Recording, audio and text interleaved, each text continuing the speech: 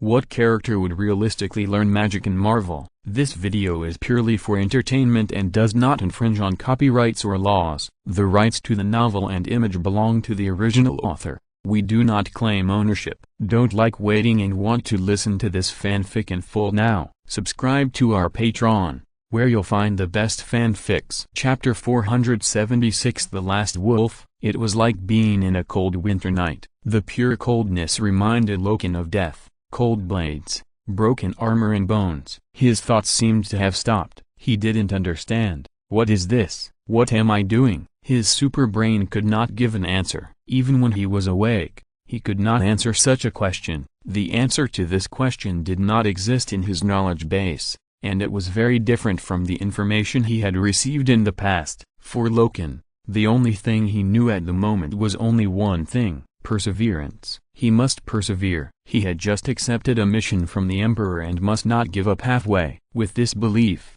he survived. He opened his eyes and the soft white light made his eyes feel comfortable. Loken wanted to speak, but a sudden icy airflow rose from his throat. He widened his eyes and watched in shock as he exhaled a cloud of extremely cold mist. He could feel the temperature that was absolutely unbearable for a living being, but he was comfortable in it without any damage. Emperor, gave a yell. Loken shouted loudly. What is this? Upgrade. A mechanical voice answered him, and a pale blue illusory figure rose from the silver floor in front of him. You went through a ritual, gave your Loken. I remember you said the foundry. Loken had narrowed his eyes, and a fury of being deceived was boiling in his veins. Or are you lying to me? According to calculations, you would not accept such a complicated ritual. But I did not lie. I only mentioned the foundry, and did not add the word equipment in front of it. The voice of the core of the magic circle was very calm, and it seemed that it would never have any emotional fluctuations. This is indeed an upgrade, but not for your power armor, but for you. Gave your Loken, you have undergone an upgrading ceremony. All kinds of speculations flashed through Loken's mind. The connection between ceremony and upgrading made him extremely nervous. Upgrading ceremony? Using the ice crystal core to reshape your flesh and bones. You will have extraordinary abilities while maintaining your human essence. Please rest assured that the whole process does not contain any chaos, pollution or other things. It is just the purest infusion of power without any side effects. Loken raised his left hand tremblingly, and a golden light flickered slightly. The words of the magic circle center have not yet finished. I have not made any changes to this left hand that Steve Rogers made for you. He was silent for a long time before he spoke with difficulty. At least you should tell me. Besides, I don't think I need this extra power. No, you do. The magic circle center told him firmly. Crossing the boundary requires extremely high physical fitness or magic power, and you have just reached the standard. Besides, as I said, according to calculations, you will not accept it. So, since you have accepted this fact, please be prepared. What do you want to do now? Locke asked with some caution. To armor you. The body of the magic circle core disappeared in a burst of blue light, but its voice was still echoing. There are no armored servitors on the Vengeance, and this process may be a little new to you. Spare me. Locke squinted at the armor parts flying towards him, and instinctively felt a pain in his teeth. 10 minutes later, he walked out of the foundry with a gloomy face. The armor was already put on, and the power sword and grenade gun were firmly on the belt around his waist. Locke looked around and his eyelids jumped involuntarily. He saw an alien wearing strange pink pajamas standing on the deck. It had skin similar to that of a tree, but on that bark it had human-like facial features. Seeing Loken looking over, the alien even did not forget to greet him. Oh, hello. It seems that you are the one who needs to cross the boundary. Without answering it, Loken had already placed his hand on the power sword. The tree man was still chattering. You seem to be very angry with me. Is it because of your appearance? Ah, then you can only endure it for a while. I have been a tree man for 300,000 years, and I don't want to change my body yet. Maybe in a few 100,000 years, I will change to a human body, and then you may feel better about me. The alien's words made him furious, but Loken abruptly let go of the power sword. The reason was simple. The Emperor's voice was echoing in his mind. Plus don't attack it. only it can lead you to the world it urgently needs support now but it is a hateful alien, my lord, and it also claims that it will change to a human body don't worry the Lord of Mankind didn't say more to him, and Loken had to obey his orders. The tree man came forward and smiled with satisfaction. It seems that you already know the current situation? Not bad, not bad. Your physical strength has reached the standard. The smile was fleeting, and the old face became serious. It raised a branch-like hand, dry and thin, and raised a finger. This is a deal. I have reached this deal with the emperor you serve. I will lead you to that world, but in the process, you must absolutely obey my instructions. Loken nodded expressionlessly. Crossing the boundary is a very dangerous process. The tree man was still explaining to him. I have made many such deals in the past, but many people did not reach their destination alive. Some were because we were unlucky, but most of them were because they did not listen to me. The old face wrinkled very seriously. The first rule is that you must not open your eyes when crossing the boundary. Don't open your eyes no matter what you hear, understand? Your physical strength has reached the standard, but your mental strength is far from reaching the point where you can withstand that kind of scene. I understand. Is there anything else? Of course, the tree man continued. The second druid's voice was drowned in the incoming wind. Lightning flashed into Loken's eyes, and the whistling of the wind and the roar of thunder took away his hearing. Loken fell into a huge sense of weightlessness. The huge lightning made him unable to see anything, and only deep darkness accompanied him. Despite this, he remained calm. The feeling of falling lasted for a long time. Your god can't save you. Darius swung the black cleaver in his hand with incomparable fury. The axe blade cut through the weak neck of the hypocritical man, spreading a large area of bright red. It splashed in the air, and then fell at a high speed, just like his head, falling worthlessly on the grass that had long been stained scarlet by blood and minced meat. But he was still not satisfied. Hateful cultists, where is your god? He raised the axe in his hand and shouted loudly to the soldiers who were afraid of him. His face was hideous, and anger had devoured his mind. Let him come to me. Let your hypocritical and weak god come to me. I will hold his head and tell you how false your faith is. He went back and forth among the corpses like that. None of the soldiers who were holding swords and weapons, who were 100 times more numerous than him, dared to come forward to fight him. This scene made Darius even more angry. He jumped up, flew over a distance of hundreds of meters with one jump,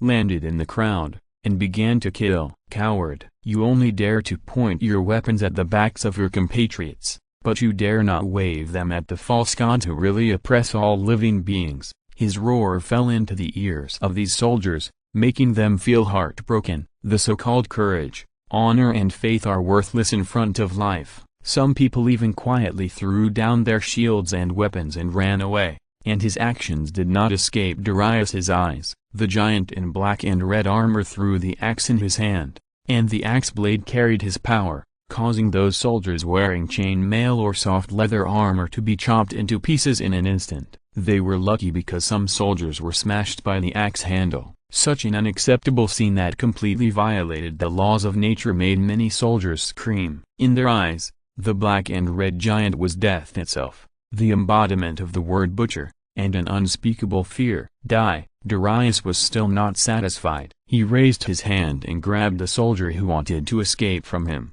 and tore him in half. Then he simply used his fists to kill the cowards who fled in all directions. Those who dared to wave swords at him were still standing in the field. Only he knew why he was so angry. If you see these people fighting each other for a stupid belief that you don't know, fathers sacrifice their wives, mothers sacrifice their children, and the king treats his subjects as lambs to be cooked and slaughtered. Believe me, you will do the same. He tried to use words to make them understand that there is only one true faith in the world, but he failed, and this fact hurt him more than anything else, because the price of failure was the disappearance of his legion. A full 10,000 soldiers disappeared completely in that damned sacrificial formation, turning into pure blood. So, it should not be difficult for you to understand why he was so furious. What the hell is he? A man wearing a gorgeous dress decorated with scarlet patterns rode a horse and screamed on a hillside not far away. He threw down a telescope with trembling hands,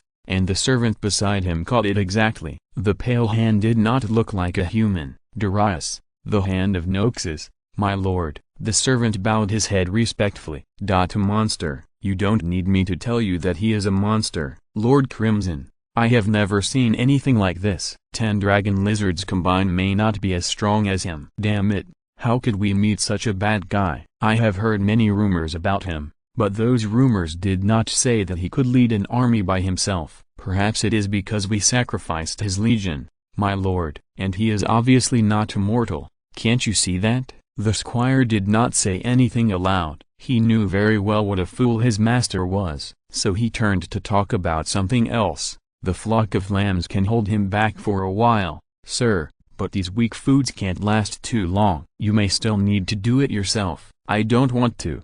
The man raised his orchid finger in disgust, took out a beautiful palm from the cloth bag on his waist, and gently rubbed his face with it. Let the blood knights deal with him. I don't want to dirty my hands. I just ate a younger lamb this morning, and the taste of its flesh and blood is still in my hands. The squire said nothing, but his throat rolled up and down. He had to admit that the lamb was indeed very beautiful, and the meat must be good, but he was just a squire, and the squire could only eat those old lambs. It will take some time for the Blood Knights to arrive here. Lord Derek just used blood to send a message 20 minutes ago. They are still on the way and have encountered some minor obstacles. Obstacles? It is said that a barbarian who came from nowhere is trying to stop them. I believe they should be able to arrive here soon. Can a barbarian stop the Blood Knights? The idiot in the eyes of the servant frowned at this time and pretended to be thinking, this is not right. How can he stop them? This, I don't know, sir. Maybe Lord Derek just wanted to cover up the fact that they were blocked, so he made up a lie at random. Your words are not unreasonable. Forget it. Let's continue to watch. The man yawned and put his palm back into the cloth bag on his waist. Speaking of which, this hand should be replaced. It has been used for 3 days. The barbarian they mentioned was indeed fighting with the Blood Knights. This barbarian really existed and was not made up, and he really blocked the way of the Blood Knights. Who is he? Shenyan should recognize who he is. You evil demons. A bare-chested,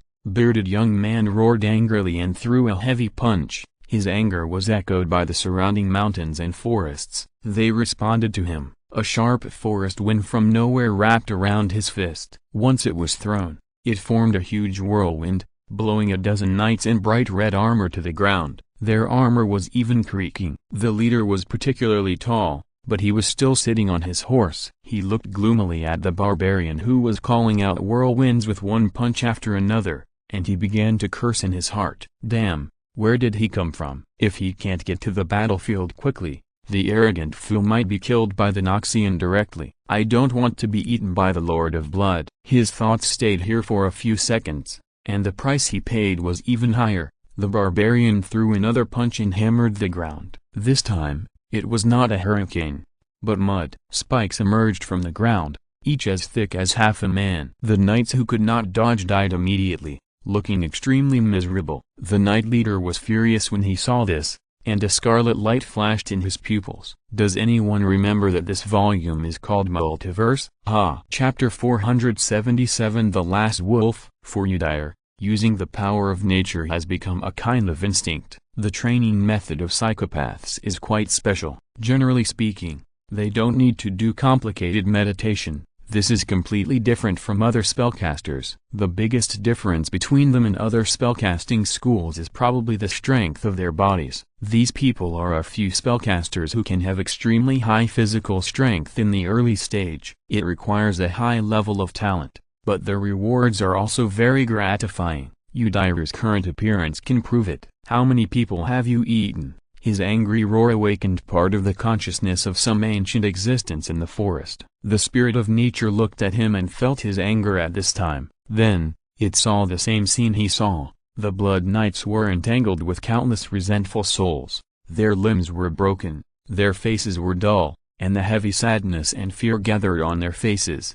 as if turning into a vortex. So, the spirit of nature responded to his anger. The trees began to shake their branches and leaves, rustling. At first, No one cared. The leader of the Blood Knights only thought it was the result of the whirlwind created by the barbarian's fist. But he didn't expect that this was just the beginning. "Form a line," he shouted loudly, the scarlet light in his eyes becoming more and more intense, extremely eerie. "Let's kill this damned country bumpkin in one go." The remaining dozen knights turned into blood, forming a huge stream of blood behind him. The faces of each of them slowly emerged in it. The leader showed a cold smile on his face. He tore off his helmet and threw it on the ground, and the warhorse under his crotch trampled it into pieces. It snorted, but it didn't spray hot air, but blood. It began to dig the ground restlessly, and its hind hooves kept trampling the soil. The stream of blood was added to the leader, forming a dozen human faces on his scarlet armor,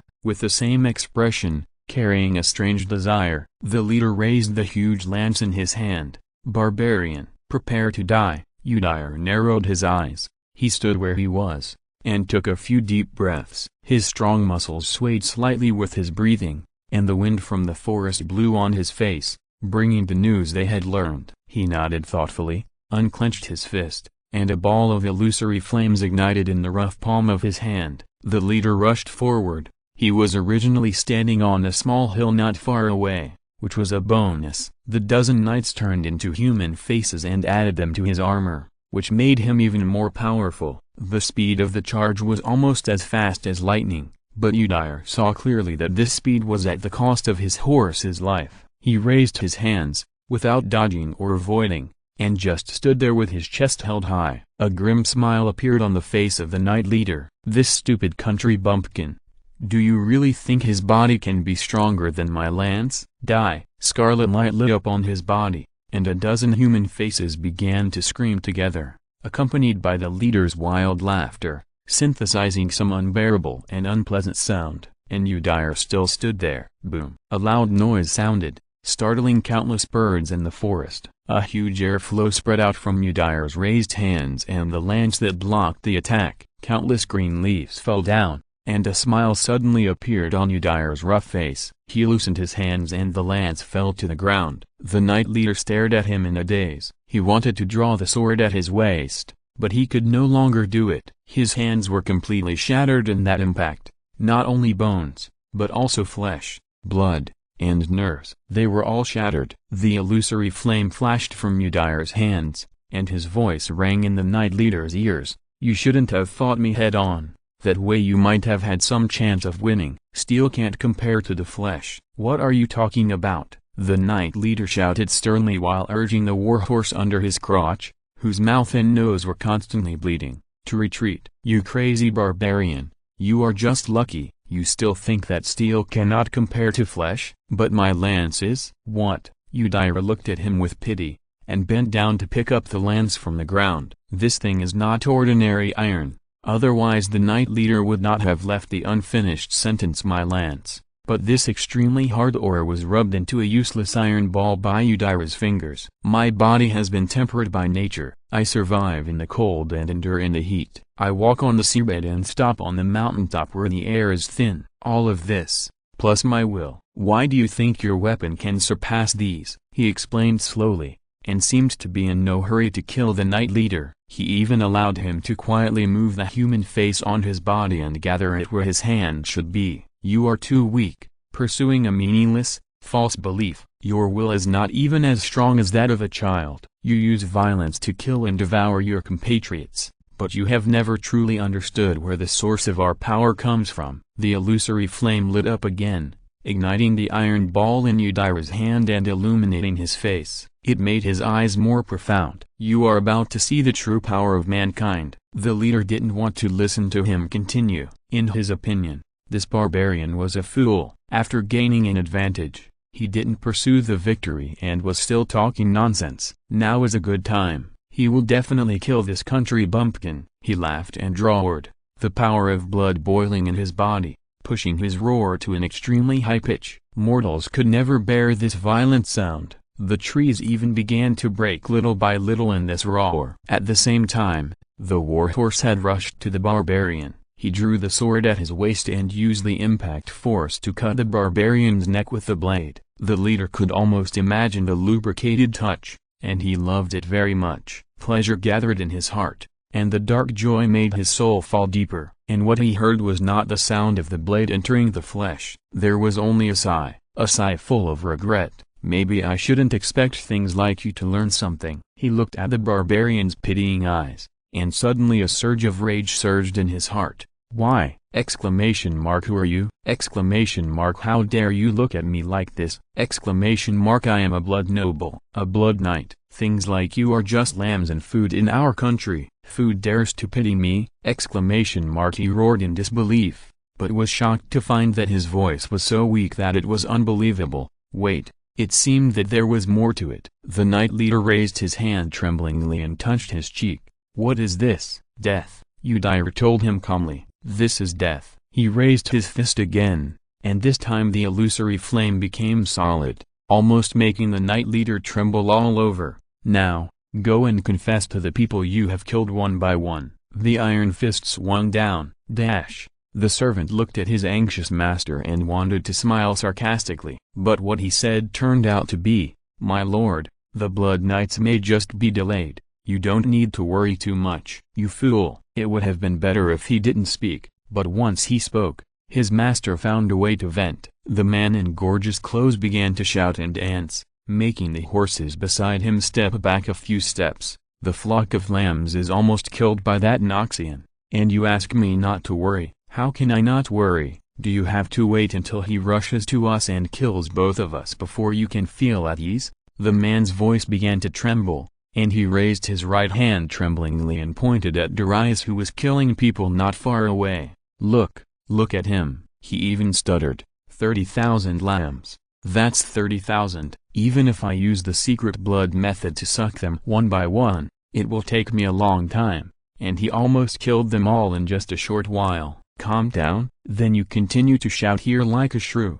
and see if he will let you go because of your screams. Idiot. The attendant complained in his heart, but then he put on a cautious mask and said to him, "So, should we run, sir?" The man bit his lip, bleeding, and stared blankly ahead, as if considering this possibility. After a long while, he said something in a small voice. "What, sir?" The attendant repeated the question patiently on the surface, but in fact he still began to curse this embroidered pillow in his heart. Damn it, it's useless, and you are scared into an idiot like this. The man repeated it again. This time his voice was a little louder, and the attendant could hear it clearly, but he wished he had never heard it clearly. The sentence was, "He's coming." The attendant's pupils shrank sharply, almost to the size of a needle tip. Blood gushed out of his body, and in an instant his white cloth turned bright red, and then bulged high, forming a strength similar to that of steel. At the same time, the sound of breaking air came from behind him. The attendant wanted to turn his head,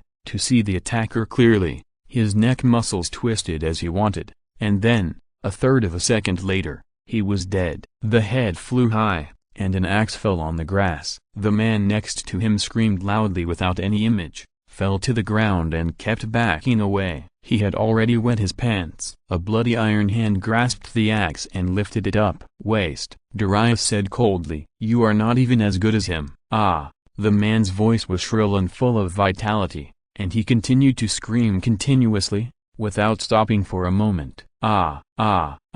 Please, don't kill me." Darius sneered and slowly approached him. His iron boots fell on the grass, bending the spines of the grass. He also smeared the broken flesh and blood of his boots on it bit by bit. "Blood noble?" He looked at this weak reptile with disgust, watching him weep in pain, and thinking of how he had let so many people die for him.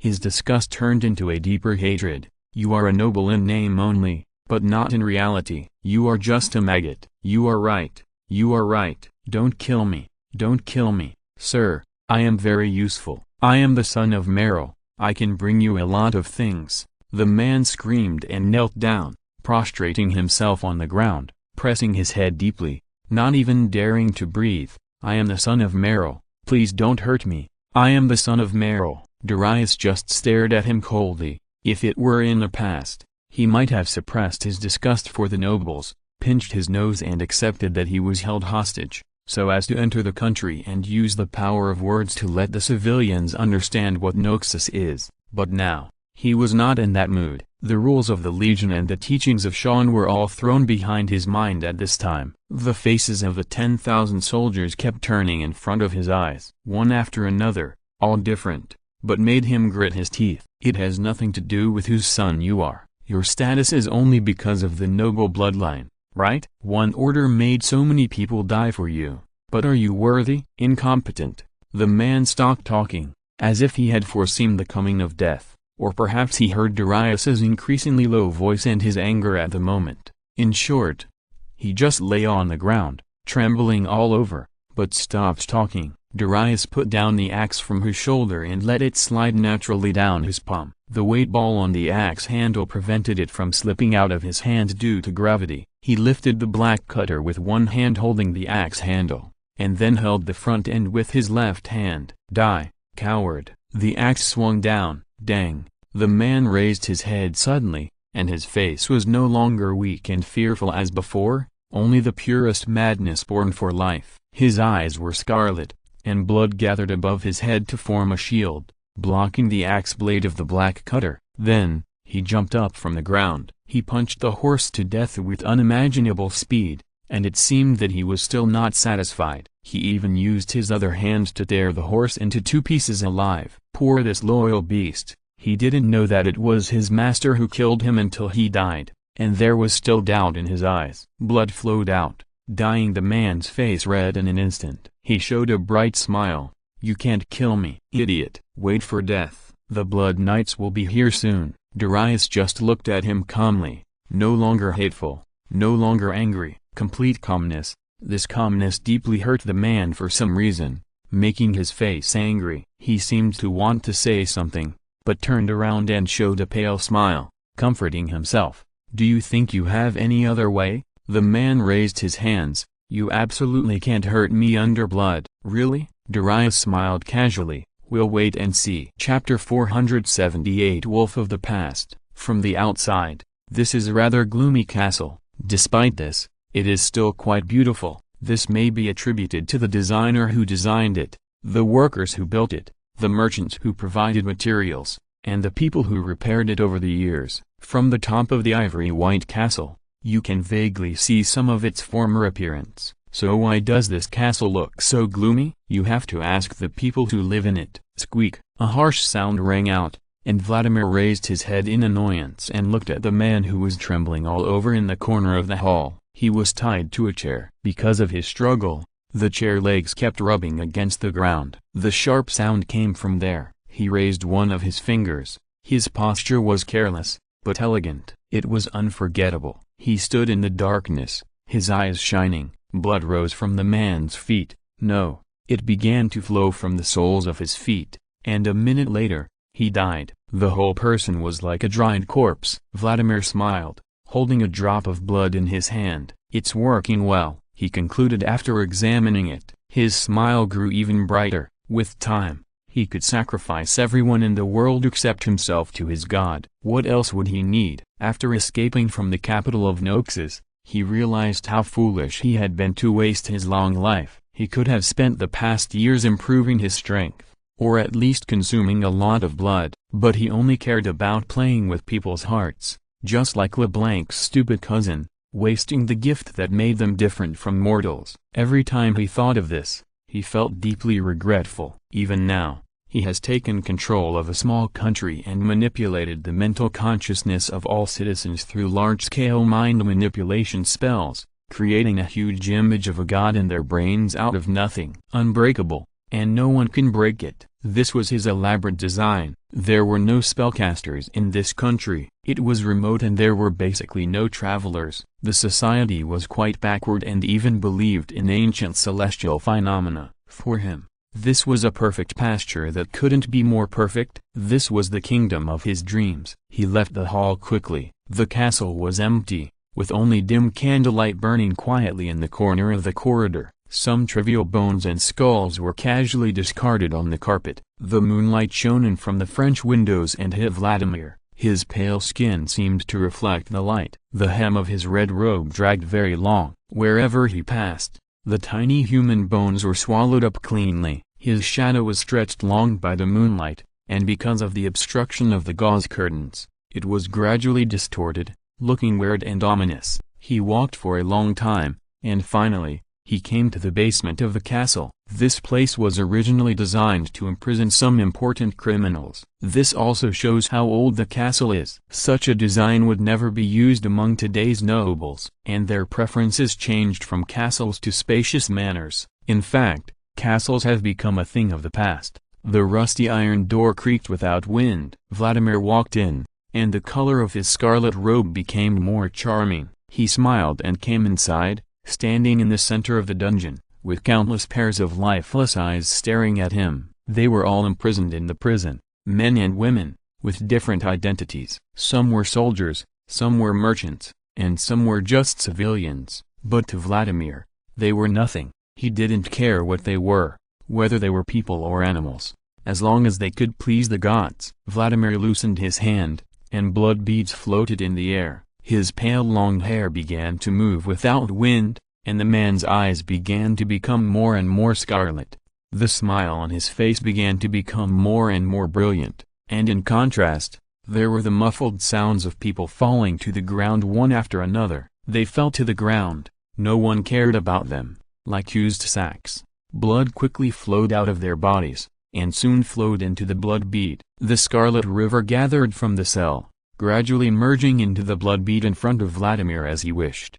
He let out a sigh of satisfaction and held his arms, as if hugging himself, but the fingers were so strong that even his own bones made a crisp sound. Despite this, he still smiled. Vladimir waited patiently. He looked at the gradually solidifying blood bead, as if he saw the wailing souls in it. The cries of these innocent people not only did not make him feel uneasy, but made his smile even brighter. "Yes. Your pain will be the best food." He ran his fingers across his cheek and uttered a cold whisper. Blood-red lines spread from the soles of his feet, and a huge, empty circle lit up out of thin air, wrapped Vladimir in it. He stood in the center of the circle. "I call you with human blood," he said solemnly and devoutly. "I call you with human bones. I call you with the spirit of my kind, with their flesh and blood, with their souls and screams." He suddenly raised his hands, spread his 5 fingers, and exerted great strength. "My God, I beg you to keep your eyes on me." A moment later, a being from another dimension cast its eyes on Vladimir. A feeling of being shrouded in a dark cloud made Vladimir tremble all over. His teeth began to tremble, and his hands were no longer stable. But his eyes began to become more vigorous. "What do you want?" A moment later, a voice asked. "Power," Vladimir said enthusiastically. "I want stronger power. God, I beg you with the blood and pain of these people, give me stronger power." "Not enough," the voice said indifferently. "They are enough as food. You have tortured them for long enough, and their souls are in enough pain. But if you want stronger power, this is not enough." Vladimir's face gradually showed doubts. "Then, how can I make you give me more?" "The relationship of transaction is relative." The voice was still calm. "If you need power, then go and sacrifice the strong. The flesh and soul of mortals are just a tooth for me. No matter how painful it is just a snack." He looked away, but the blood beads were still taken away. This god is very trustworthy. Although he did not give Vladimir stronger power, he left a secret technique written in blood on the ground. Vladimir knelt on the ground, looking at those complicated and weird alien characters obsessively. After a while, he actually began to lick them with his tongue. "Your cheap tricks are useless to me." Darius walked forward calmly, and a spike made of blood shot out, but he slapped it away with his right hand. The shapeless thing turned into blood and fell on the grass, and soon seeped into the soil. Not far from him, a man was retreating. He looked extremely scared, his legs were shaking, and his body was covered with blood. They were boiling on his body, and he was shaped into various things in a weird way, and then shot out, trying to stop Darius's steps. Did he succeed? No, not once. The blood stones that could smash people into pieces, the blood spikes that could penetrate armor, and the blood flames that could burn ore. All the blood spells he had learned were useless. None of them had the effect they should have. In front of this giant walking towards him, They were really just as he said. They were useless to him. "Look at what you look like." Darius laughed at him coldly. "Where is the courage you had to drive these people to their deaths? You only dare to stay away from me and attack me with those useless tricks? You pathetic maggot." The more he spoke, the more hatred he felt, the hatred that penetrated deep into his bones. It almost ignited his eyes, and the veins on his neck popped up. The terrifying anger took shape and became a reality on his rough face. Darius's low voice sounded like a wolf growling in a low voice. "As a noble, in a high position, oppressing your people, torturing them, sending them to death, and even calling them lambs? I saw what you looked like on the hillside a long time ago, you lowly thing. You said you are Meryl's son? Very good, I don't care." He continued to move closer, and nothing could stop him. At this moment, Darius was not walking as a person. In the eyes of the man, he seemed to be the embodiment of some natural law, a will that was so strong that it could not be surpassed. Even if he stood so far away, he could clearly feel it from Darius's eyes. "I will definitely kill you." The man clearly knew what Darius meant by his eyes. It was like rain, thunder, and earthquakes. The giant was just like that in his eyes. At this moment, he knew very well that he would die. Bang! The man fell to his knees, and fear had overwhelmed him. He could no longer say anything. The boiling blood gradually died down, and it flowed down his body and fell on the grass. The man did not look up, and the footsteps of the giant were slowly approaching. After a while, a pair of iron boots appeared in front of him. He raised his head, and the last thing he saw was an axe flashing with cold light. But from Darius's expression, it was hard to tell what his mood was at the moment. He turned his head and took a look at the scene of the massacre he had caused. The death of tens of thousands of people made a plain full of broken limbs and arms. Words could not describe the impact of this scene well. Those bodies, whether incomplete or complete, actually made him speechless for a moment. They didn't have to die here, died in my hands. They should have had a better life. They should have joined Noxus. The hand of Noxus lowered his head, carrying his axe, and slowly left here. He had to walk alone back to the camp thousands of miles away to report this failed operation. He would be punished for this. The endless falling feeling seemed to slow down, and the voice of the tree man came to his ears. "You can open your eyes, Astartes. Your name is really difficult to pronounce." Loken opened his eyes suddenly and found himself thousands of feet high in the sky. The world under his feet was full of natural landscapes, which was completely different from his impression of Terra. The tree man was right next to him, sitting cross-legged, reading a booklet in his hand, with a bright smile on his face. "We're here. Where do you want to start your mission? Although this is not included in our transaction conditions, I'm a nice person, and I like you. Just consider it a small benefit I give you." Where's this place? According to the coordinates and information provided by the wizard, this place is called Valoran, also known as the Rune Land. It's a world with pretty good magical power. Vastaya, ha, not bad. Are we here already? Of course, didn't I say that once? Loken felt dry mouth for no reason.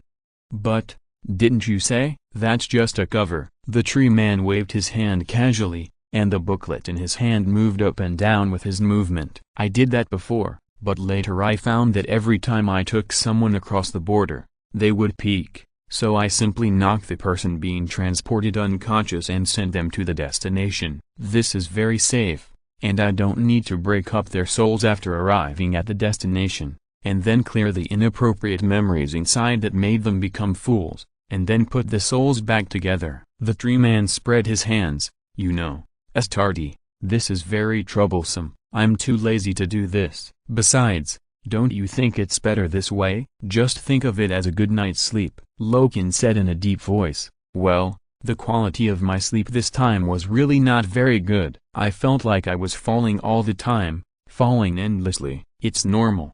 Don't take it seriously." The tree man grinned. "Back to the topic, then. Where do you want to start your mission? Where do you think I should start?" Loken asked back. The tree man stopped laughing. His expression began to become serious. "Normally, I don't give advice to others, but since you asked, I must answer. Let me think about it." He continued to think for a while, and finally, the tree man said cautiously. How about starting from SYNOPSIS? According to the information that the wizard gave me, there should be a prime arch in 2 starts in this country. This should be of some help to your mission. Loken's pupils shrank sharply. I will add more tomorrow, and throw it all at once. Otherwise, I will come once every 20th of the month. If you're listening to this novel on a channel other than Fanfic World, it means they downloaded and uploaded it without effort. We cordially invite you to visit our channel, Mundo Fanfic Novelist. There you'll find the original version of this story and you can explore many other novels of various genres. We are waiting for you to immerse yourself in a world of incredible novels. Chapter 479 The Last Wolf. Oh,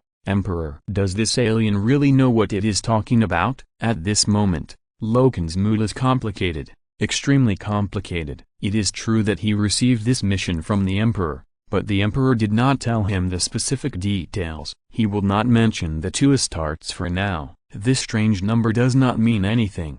But a prime march? It is probably joking with me. Loken thought so, but deep in his heart, he knew that it could not be joking. Prime march? When the word came out of his mouth, Loken realized that even his voice was trembling. Yes, prime arch. The tree man nodded and looked at him as if it was a matter of course. It even asked back with a little doubt, aren't you in a starts? You should know what a prime arch is better than me. After that, it shrugged again. It doesn't matter, the deal has been completed. This is just a little gift from me personally. So, do you want to go? Or should I just throw you down here? Don't worry, I will put a slow fall spell on you before doing so. Do you know any information about the prime march? Even a little bit will do. Frowning, Loken began to think carefully. He must find out the identity of this prime arch before meeting him. The mission given to him by the Emperor is to help the humans on this planet. So what is the scope of this help? He believes that the Emperor will not give him a mission beyond his ability. He still doesn't think he can defeat a prime arch, even after the upgrade of the Magic Circle Center.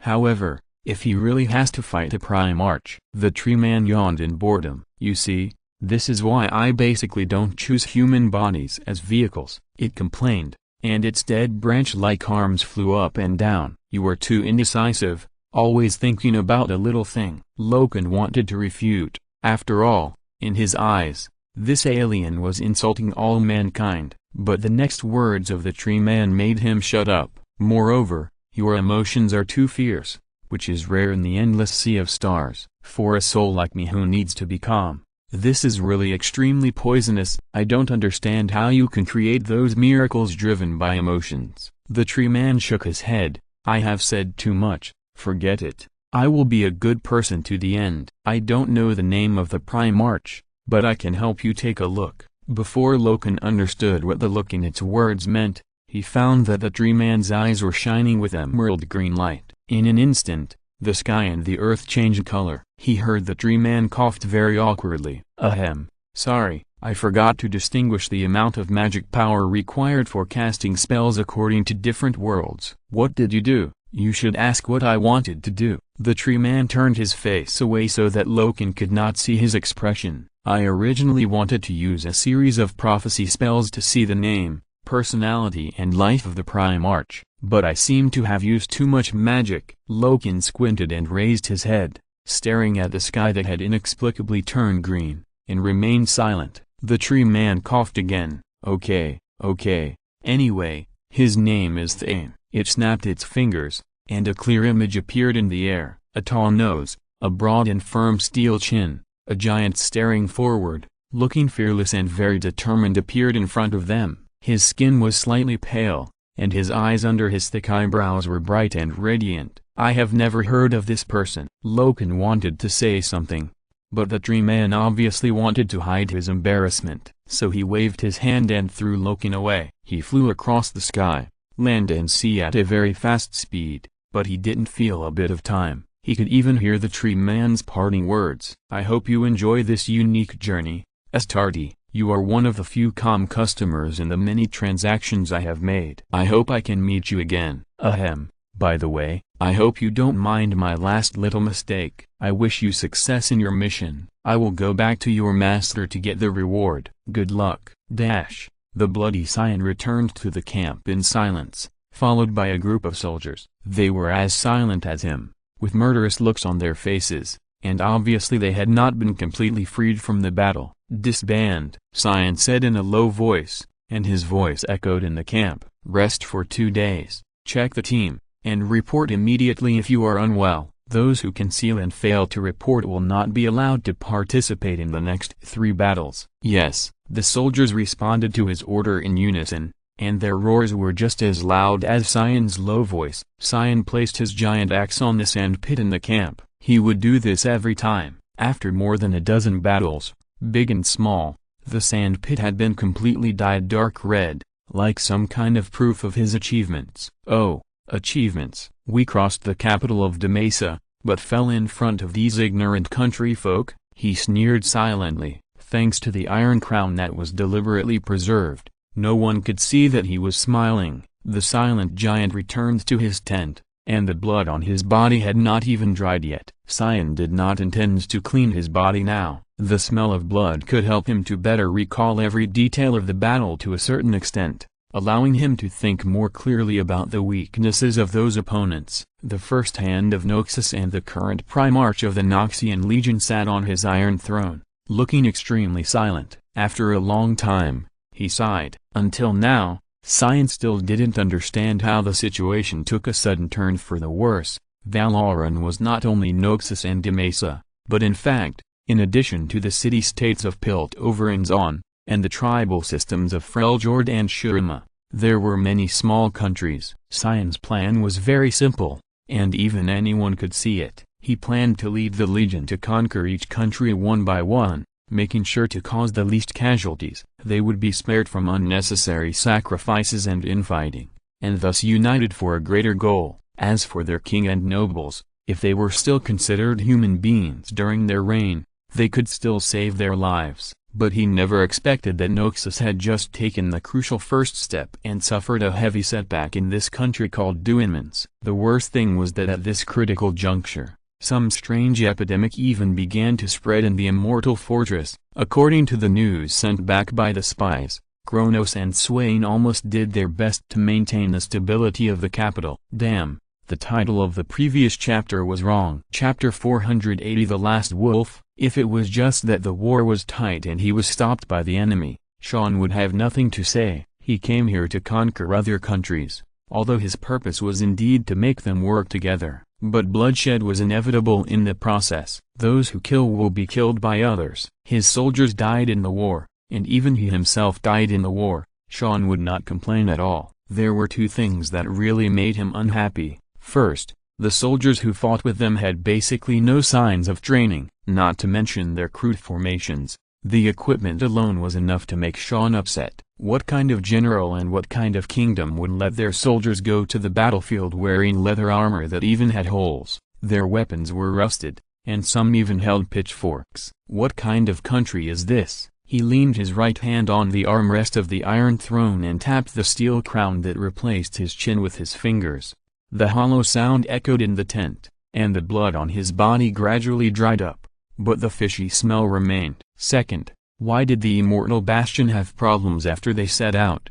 The original plan was simple. Sean would not stay. After breaking the walls of the Demesa capital, he planned to go south until he conquered all the countries he saw along the way and incorporated them all into the territory of Noxus. Unfortunately, he was strongly opposed by Swain, who did not think that the logistics could keep up with Cyan's pace. Moreover, their current military strength was not enough to maintain the stability of so many countries. If something went wrong, who would be responsible for the civilian casualties? Cyan agreed with his point of view, so he slowed down his pace. This was the first country he attacked after leaving Demesa. It is common for wars to be tight, but it is not common for the Immortal Bastion to have problems. Plague. He squinted his eyes and decided to stop thinking. This was not what he was good at. Moreover, he did not think he could figure out what happened to the Immortal Bastion from such a distance. The specific situation still needs to wait for the report from the spies. Thinking of this, Cyan sighed. He had to admit that at this juncture, he missed the mage very much. Portal, the 5-meter-tall giant muttered, stood up and walked out of the tent. He was going to wash his body, Hygiene issues are basically one of the top issues in the army. As a general, he naturally has to take it more seriously. Immortal Bastion, the former palace, now the Council of State, the third floor. Swain used to have only gray hair on his temples, but now most of his hair is white. The Noxian commander sat in his simple room, handling one government after another. Most of them were just complicated trade orders. Those really important things had been handled by him long ago and would not be left until the night. He worked from morning to night, with only a short break of 4 hours a day. Even so, there were still many backlogs of government affairs that he had to share with those new officials who had just taken office. A kerosene lamp was lit in front of him. In fact, Noxus has electric lights imported from Piltover, but Swain had no intention of using it. His order was to supply all electric lights to places like hospitals and wards. As for his own eyesight, it was not within his consideration. With a creak, the door was pushed open. Swain's nose moved and he smelled a strong smell of disinfectant. He sighed, stood up, turned around and saw Kronos. He was not wearing armor, his face did not look very good, and his hair was wet and wet. "How is the situation?" Swain asked simply. "It's worse. I killed another 41 people today. They have completely lost consciousness and become crazy." Kronos's face looked a little scary under the kerosene lamp. "And we still can't find out what's causing the spread of the disease." Hearing this, Swain rubbed his brow and said, "I've issued a bounty for doctors or spellcasters all over the world. The nearest one is from Ionia. He should arrive at the Immortal Bastion in half a month." "Ionia? I remember the invasion of them was not long ago." "That's right." Swain didn't shy away from this question. What was he shying away from? The man who repelled the Noxian attack was standing opposite him. "Ionia is very ancient, and there are many talented people, but only one young man accepted the bounty, and he said he came from Suji Temple. It will take half a month by water. I really hope he will arrive tomorrow, and it would be better if he has a solution." Swain rarely spoke so much at once. He pulled the chair in front of him tiredly and sat down, no longer caring about etiquette. "Tell me about your discovery, Kronos." "There's nothing to say. It's the same as always. Physiologically speaking, they are completely normal, with no mutations in their bodies, and their strength and agility have even been enhanced. But they are completely insane. They have even forgotten the most basic appetite, and no longer have the instinctive desires as a life. Instead, they attack all those who are different from them like crazy." Kronos pursed his lips tightly, and he sighed heavily. "Even I have never seen anything like this." "The guess you made to me last time." Swain frowned, trying hard not to say the name. "That thing, do you think it was he who did it?" "If it was really him, Noxus would have become a ruin now." At this point, Kronos calmed down. "What about the scholars you hired? Have they discovered anything in history?" "Still investigating. They reported to me 2 days ago. There was a similar epidemic incident 70 years ago, but it did not occur in the Immortal Fortress, but in Piltover. At that time, that place had just been built. This may be a way to break the deadlock." Kronos's brain was working fast. "You should have told me about this earlier." Swain picked up a document and began to read it. Even though it was their daily routine of exchanging information, he was reluctant to put down his work. Piltover and Noxus are separated by half a continent and an ocean. The soldier who was first found to be infected with the plague was all from Noxus and had never left here. "I think this is just a historical coincidence. There are no such coincidences in the world. When two things happen together and have something in common, you must look at them together." Kronos said very seriously, "This is my advice, Swain. You'd better remember this. Now, talk to me about those scholars." Chapter 481 The Last Wolf. Their conversation lasted until the early morning, and Kronos wanted to continue asking questions. But considering that Swain was just a mortal, he left on time at 3 in the morning. Swain was able to keep his remaining 3 hours of sleep. Of course, whether he could sleep or not was another matter. Kronos walked out of the Council of State slowly. The new Immortal Fortress was no different from its original appearance in terms of architectural style, but the interior had already undergone earth-shaking changes. A team of soldiers stood on the right side of the road, and they were responsible for keeping watch. Wearing a full set of fine steel armor, well equipped, with lighting everywhere, and crossbowmen on the high buildings on standby at all times. Such a strong guard can already explain something. No one saluted him or said hello. This was a military order, and no idle chat was allowed while on duty. At most, they cast respectful glances at Kronos. Astartes walked in the immortal fortress in the early morning, which seemed extremely quiet. Of course, this was not the norm, but had only started half a month ago. Curfew, a simple and clear system, can prevent many things that should not happen. The original immortal fortress had many gangs with many factions in the lower level, and the black industry chain developed from this has long formed a closed loop. The impact is extremely bad, and what is more terrible is that many people invest in it every year to make a living. Swain wanted to manage it, but the leaders of those gangs had already colluded with the nobles and could not manage it at all. Fortunately, after that incident, they all died. This is also the first time that Swain felt that disaster is a good thing. Therefore, there are no so-called gangs in Noxus at present. There is no oppression at all. Disagreements between neighbors and even disputes are directly reported to the sheriff of the street, and naturally someone will come to mediate. If a crime is committed, it will be found immediately and punished accordingly, and sheltering is impossible. Moreover, in Noxus, ability is supreme. You do what you are, and everyone can find a suitable job to support themselves. With such conditions, why do you still lick blood on the edge of a knife? Such a place, Kronos likes it very much. He had not been to the 500 worlds of Ultramar, but he had read a lot of them from text records. He naturally knew how rich, equal, and advanced they were. Compared to Ultramar, most of the Imperial worlds were like hell. And now, he had seen such a place with his own eyes, and he could even make it better with his own efforts, gradually turning the entire world of Runitra into this. It was impossible for him not to care, and it was even more impossible for him to allow anything or anyone to destroy it. Kronos's footsteps echoed in the quiet early hours of the morning. He was going straight through the entire immortal fortress until he arrived at the military camp in the eastern corner of the city. There, he would take a short break for an hour, and then he would continue to work. In addition to the daily inspections of the underground infected facilities, he was also responsible for serving as an instructor and training new recruits. This was why almost every Noxian soldier knew him. It was hard not to know him, unless your health was so poor that you couldn't join the army. He walked for a while and suddenly felt a strong sense of threat. Kronos did not hesitate, and the muscles in his left leg tightened, and the powerful explosive power took him away from the spot in an instant. This intuition did not disappoint him. An Astartes wearing black power armor came out of the alley nearby. He had a power sword and a bolter on his belt, but from the style of his helmet and the details of his power armor, Kronos could not tell what model it was. Without bothering to guess why there were other Astartes here, he began to capture the other party's intentions with extreme caution, and observed the details of the armor. By the way,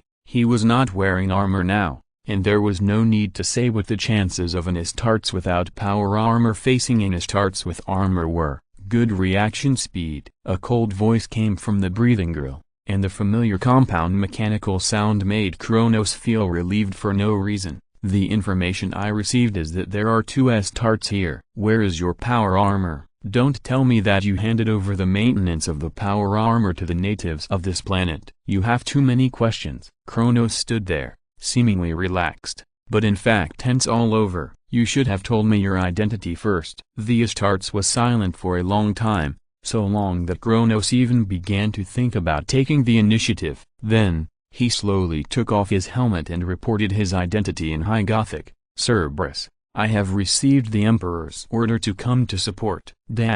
You have finally recovered. The Emperor smiled, looking a little happy. He stood outside the door between the thrones, leaning against the wall, looking at the mage who slowly walked out and said, "Can't you do something serious?" Shenyan rolled his eyes. Business? For example, repair the Great Rift, take care of things on Mars, and then reform the bureaucracy of Terra. You have stood up from the chair. Why do I see you just go shopping every day? The Lord of Mankind's smile did not waver at all. Except for the Great Rift, which I have to deal with, I don't intend to interfere in other matters. Oh? Shenyan was in a good mood. and he would never miss any opportunity to be sarcastic. "From what you said, you are going to throw this matter to your sons? What a good father." "It's just a new insight," the emperor did not refute. "The fact that I got down from the chair only needs to be spread among a small number of people. Although you have broken their condensed faith in me in a tricky way,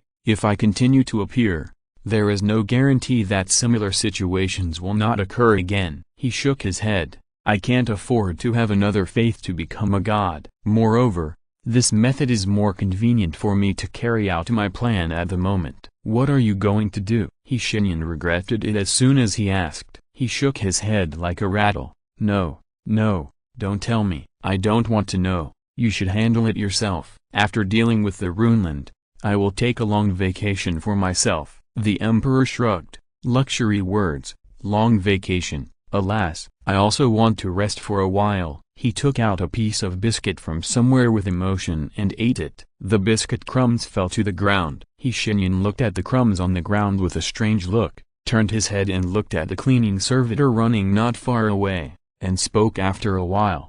"Give me a whole piece too. I prepared it for you a long time ago." The emperor smiled and took out another piece from somewhere. There was a perfect pattern on the edge. The mage carefully covered it with his hand below, and then ate half of it in one bite. Sweet, but not too sweet. Chapter 482 Return to the White Tower. Sween, who was about to fall asleep, sat in his chair, his whole body stiff. He rubbed his sore neck and looked at the two giants in front of him. For a moment, he didn't know what to say. In fact, the two men were the same. In this way, they stared at each other for a while, until Loken, who called himself Cerberus, could no longer bear the awkward silence. He found an excuse to start a conversation. He planned to continue with this to lead to the following text. 3 golden nails.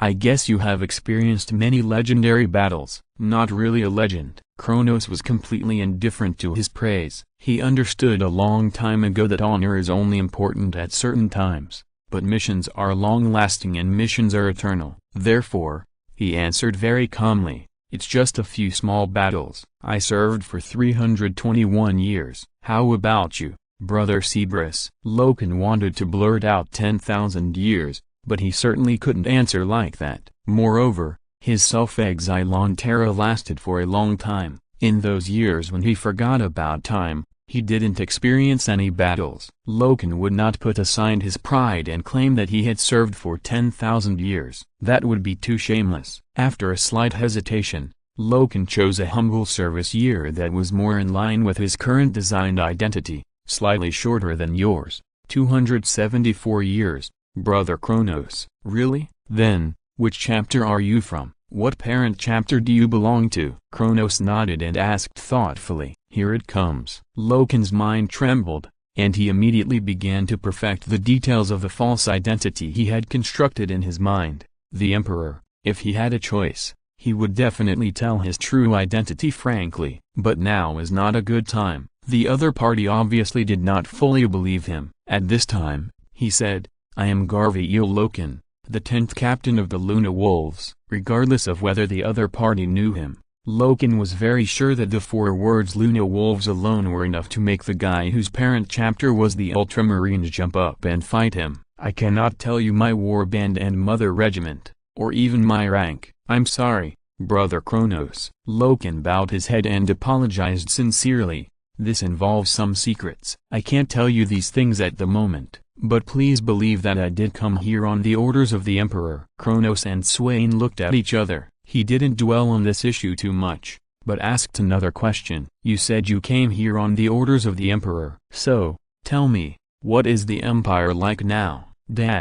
Shenyan did not choose to return to Valoran directly. He had to go to the White Tower Council first. He didn't care why the tree man knew him, and going to the White Tower Council had nothing to do with this matter. Familiar cross-border, familiar crossing the endless sea of stars. With thousands of gorgeous scenes in sight, he soon returned to the White Tower Council. It was still the same here, with towering trees and cross-border mages coming and going. Some people chose to walk. The races were different, and Shenyan even saw an old acquaintance this time. Miss Zion, he shouted loudly, and the ball of light with furry pink cat ears on her head turned around. In fact, If it weren't for the cat ears, Shenyan really couldn't figure out which side of her was the front. "Oh, it's you, Shenyan." Zaya flashed and disappeared, and in an instant she came to Shenyan from another thick tree trunk. She gradually turned from white to a warm yellow, and Shenyan guessed that this should mean happiness. The cat ears on her head trembled, and her voice was a little excited. "Long time no see. Are you doing well?" "Not bad." Shenyan nodded without changing his expression. "Well, not bad." Zai obviously didn't understand what the earthlings meant by politeness. She flew around Shenyan very happily. "Great, I finally broke the curse." "Curse? What do you mean?" "Can someone curse an energy creature like you?" Shenyan frowned in disbelief, and Zaya shook up and down. "No, no one cursed me. It's just that every time I act as a guide for newcomers, the newcomers I introduce to the parliament will die for various reasons." The yellow light disappeared, and she turned into a dark blue, looking very melancholy. "Some died because of their own research on dangerous creatures, and some were murdered. The parliament killed many people for them. I also played a role in it." The seemingly harmless lady of the light ball said something that made Shenyan's hair stand on end. "In short, you are the only one left. I hope you can hold on a little longer, Shenyan. At least hold on for another 30,000 years. I made a bet with someone." "More than a good guy, it's simply a good guy." Shenyan had 10,000 words to say at this time, but he didn't say a word. In the end, he just nodded to the lady of the light ball with a fake smile, then left the place in a flash and returned to his own room. It was still the same here, with only a comfortable armchair. He lay down on it and let out a comfortable sigh. After a while, he started to do his business. Intranet, open the trading area. The light blue light screen unfolded in front of him, and it automatically lowered the brightness in a very humane way. The posts in the trading area were as messy as ever, with everything. Shenyan even caught a glimpse of a specially cultivated edible rainbow. Damn, what kind of lunatic would spend 700 years studying this kind of thing? After browsing the post, he sighed as follows. Then he closed the page directly and said, "I want to post a new post. Are there any rules?" The intranet quickly answered him. A line of small words appeared at the bottom right of the light screen.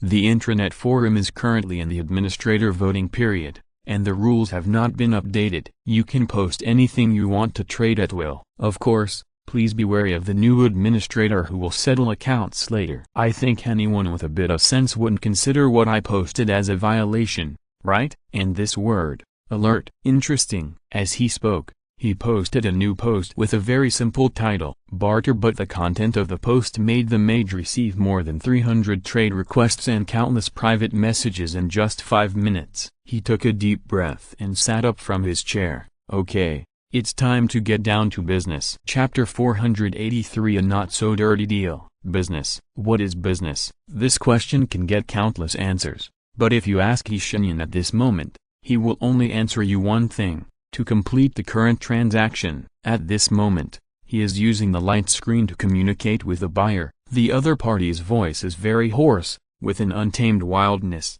but also with an elegance that comes from nowhere. Shenyan guessed that this might be because of the language she used. "No. Your price is too high," the buyer said very seriously. "A power fragment is indeed very rare, but I don't think it is worth so much. Although I do have a lot of technological things, it doesn't mean that you can take away 80% of them at once." "Madam, this is not an ordinary power fragment. This is a power fragment specially prepared by me. Since you like it, you should understand how much it is worth. Let's put aside these business words and communicate sincerely." The buyer was silent for a while, and then said, "You want to communicate sincerely? Sure, send the address of your room, and we can talk in detail face to face." Shenyan threw the address over, and soon he received a prompt to apply to enter the room. After confirmation, a door was opened from his ceiling, and an elf walked out. Why is it an elf again? The elf walked out of the ceiling had long straight white hair, and her skin was dark purple, but it didn't look dull. Instead, it reflected light, and the exposed parts were also very smooth. As for her appearance, we don't need to say more. It is worth mentioning that for some reason, she was wearing a fiery red leather jacket and high-waisted jeans, and even a pair of leather boots. She looked straight at Shenyan with her pale blue eyes, tied her long hair behind her head, and very impolitely used magic to condense a high chair and sat on it, crossed her legs, and spoke with the arrogance unique to elves. The language was still the kind of awkward and elegant Elvish, which fell into Shenyan's ears after being translated by the intranet. I hope you understand, human. I am very interested in technology. This is why I am different from most cross-border mages. You should be able to tell from my clothes. Shenyan's eyes flashed across her long legs and nodded. Very good. The elf smiled with satisfaction. You said you should be more sincere. Let me tell you, I don't have much demand for the power fragment you are selling, although it can indeed play a key role at certain times. Interrupt, ma'am. Shenyan was still lying in the armchair, with a lazy demeanor. He placed his hands on the armrests on both sides, putting them together to form a spire. This fragment of power was born from me. It is the condensation of too much magic. Its own mass is enough to destroy hundreds of planets in an instant. Of course, destructive power has never been the point. He loosened his hands, smiled, and spread his hands. I combed and modulated it. It has changed from a wild carnivore to a source of energy that can be freely used. You should understand this, right? An external, huge magic storage container. Which wizard would complain that he has too much magic? Your words are self-contradictory. You just said that you have too much magic. The elf raised her neck proudly. Shenyan thought she would continue to say something to refute, but she didn't expect that she raised her neck just to tie a high ponytail. Now, her temperament has changed. It's okay to become more, with sharp and aggressive eyebrows and eyes,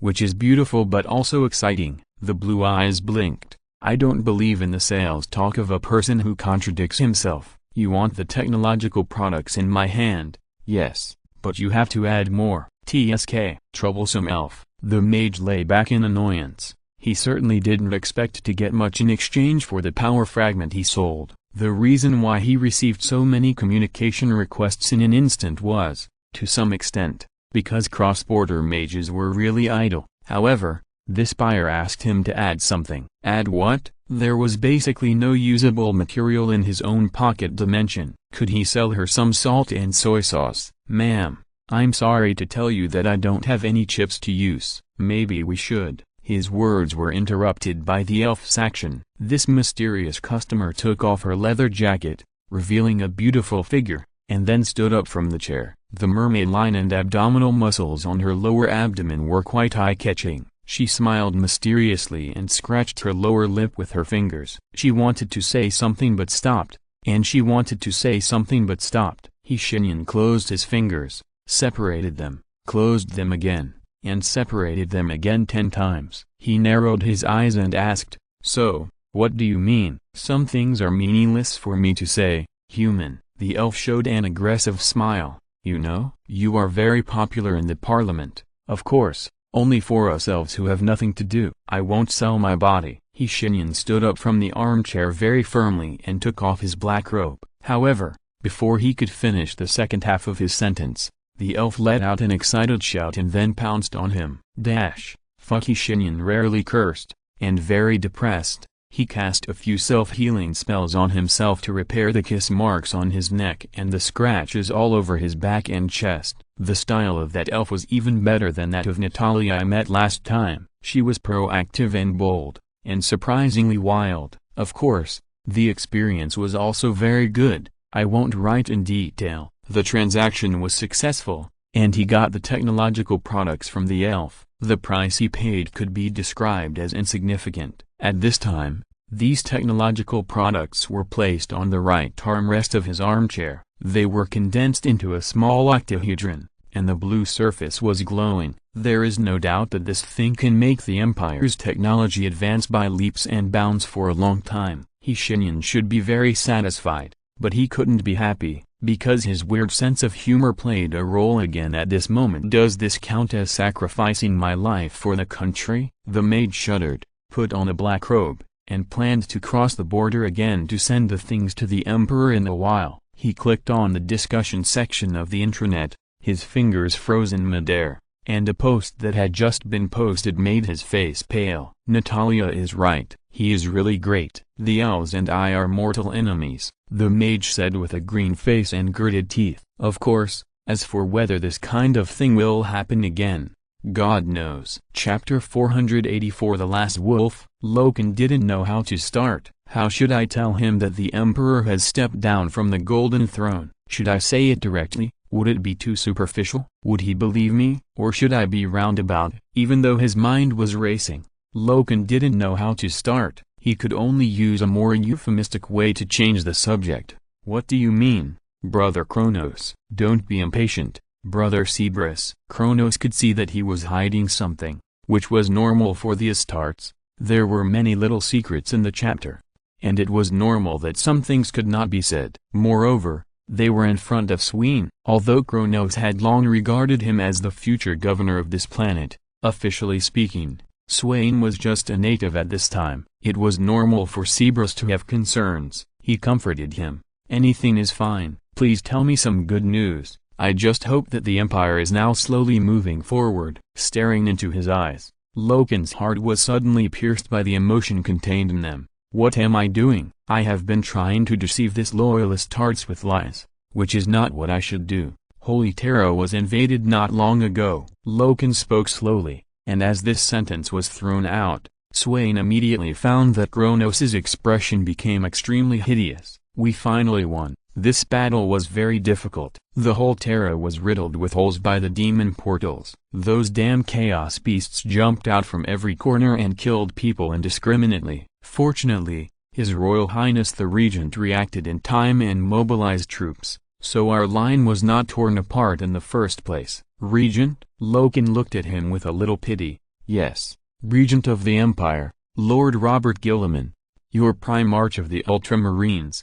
Didn't you know of his return? Emperor, my brother, how long have you been wandering outside? His voice gradually faded from Kronos' ears, and the veteran found it difficult to sort out his inner emotions at the moment. The extremely complicated and entangled things made him smile tremblingly. I don't know how long. Please continue, Brother Cerberus. This is always a good thing. No, this is too good. He lowered his head and raised his hand to wipe his eyes. In fact, it's so good that it makes me feel unreal. Loken began to continue slowly, and Swain, who was listening quietly at the side, was attracted by all his attention. The giant kept saying new terms, such as Knight Mecha, Black Armor Guards, and Returning Heroes. He didn't understand them at all. He was just simply shocked by the war. People died in large numbers. Just from his description, Swain could smell the strong smell of blood. He had no reason to feel extreme hatred for the demons who killed these compatriots he had never met.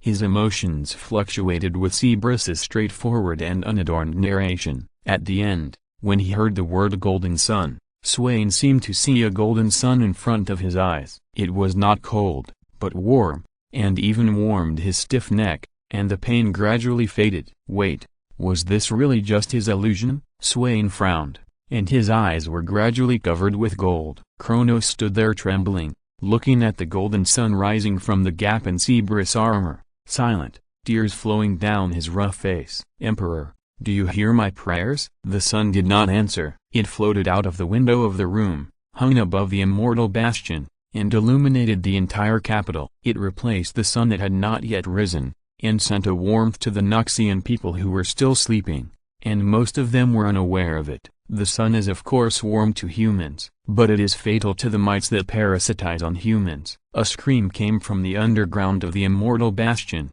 and a starlight flew up quickly and swept across the sky. But when it passed by the sun, most of its brilliance was taken away. In the end, only a false shell remained.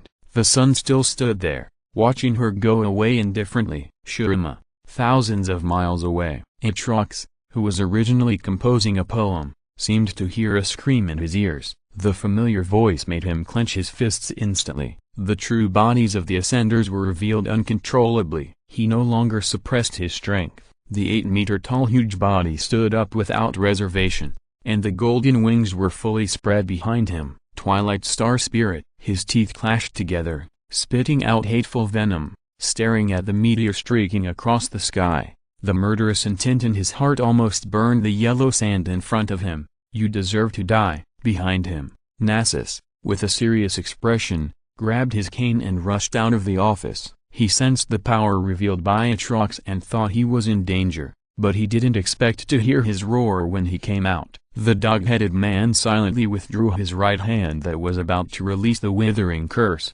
and dispelled the soul flames that were about to emerge. He kicked out mercilessly, and a stone was lifted by him to Atrox's head. "General, it's early morning now, the children are still sleeping."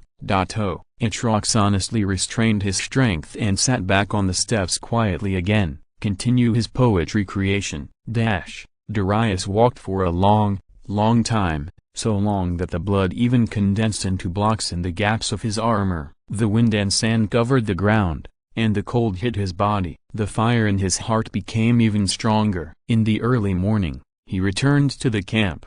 When he left, he brought 10,000 people with him, but when he came back, he was the only one. What happened? Darius did not move, allowing 2 soldiers to pour boiling water on his head. This temperature was nothing to his skin. The hot water hit his armor, making a loud noise, and blood flowed out, dyeing the surrounding sand red. "Sacrifice," he said briefly, hiding his emotions completely. The legion was sacrificed, a hidden formation. The mayor of that city pretended to surrender, and I thought this was a chance for us to enter Duinmans without bloodshed. I was careless, and the soldiers died because of me. Sean stood aside with his arms folded, his cold face expressionless. Even after hearing such words, he just nodded. "Have you avenged them?" Darius nodded without hesitation. "But this is not enough, General." The hand of Noxus rarely let anger devour his mind. "The soldiers who fought with me were basically all civilians. They were driven to fight me by a noble and his servants." "Filthy thing. His power is very strange." I heard the conversation between him and his servants. "The nobles of Duinmans don't seem to regard civilians as human beings. Instead, they call them lambs and regard them as food that can be slaughtered at will." As soon as these words came out, the atmosphere around them changed immediately. The soldiers who poured water were still standing on the high platform pouring hot water down to wash Darius's armor and body, but their expressions had turned into hatred. As for Sean, he just grinned. "Very good," he said with a smile. Only at this time could people see his smile through the cover of the Iron Crown. "In 3 days, the army will march out. No more holding back, no negotiation, no retreat. Kill all the nobles and rentiers. Don't spare anyone, children, wives and daughters, not even their dogs. In 3 days, I want to see the king and nobles of Duinmans hanged at the city gate." His roar echoed throughout the camp for a long time. "I don't have many manuscripts saved, sorry. Because the catering business is good recently, I have to work from 5:30 in the morning to 11 or 12 at night. I also have to find time to take the 3rd subject test. If I have more time next month, I will try to resume 6,000 a day. However, I wrote quite a lot this month, which is unexpected." Chapter 485 Moral Bottom Line. Human beings are a very complex species. We can see the clues from the following question. That is, suppose a person does something that breaks the moral bottom line and even goes against humanity to maintain his survival when his life is at stake. Is he right or wrong? Some people think that there is no problem with this. This group of people is divided into radical and moderate. The radicals think that morality is just a bottom line imposed by modern civilization, which is false and meaningless. Not to mention being against humanity. They even think that they can kill millions of people just to satisfy some of their own desires. The moderates,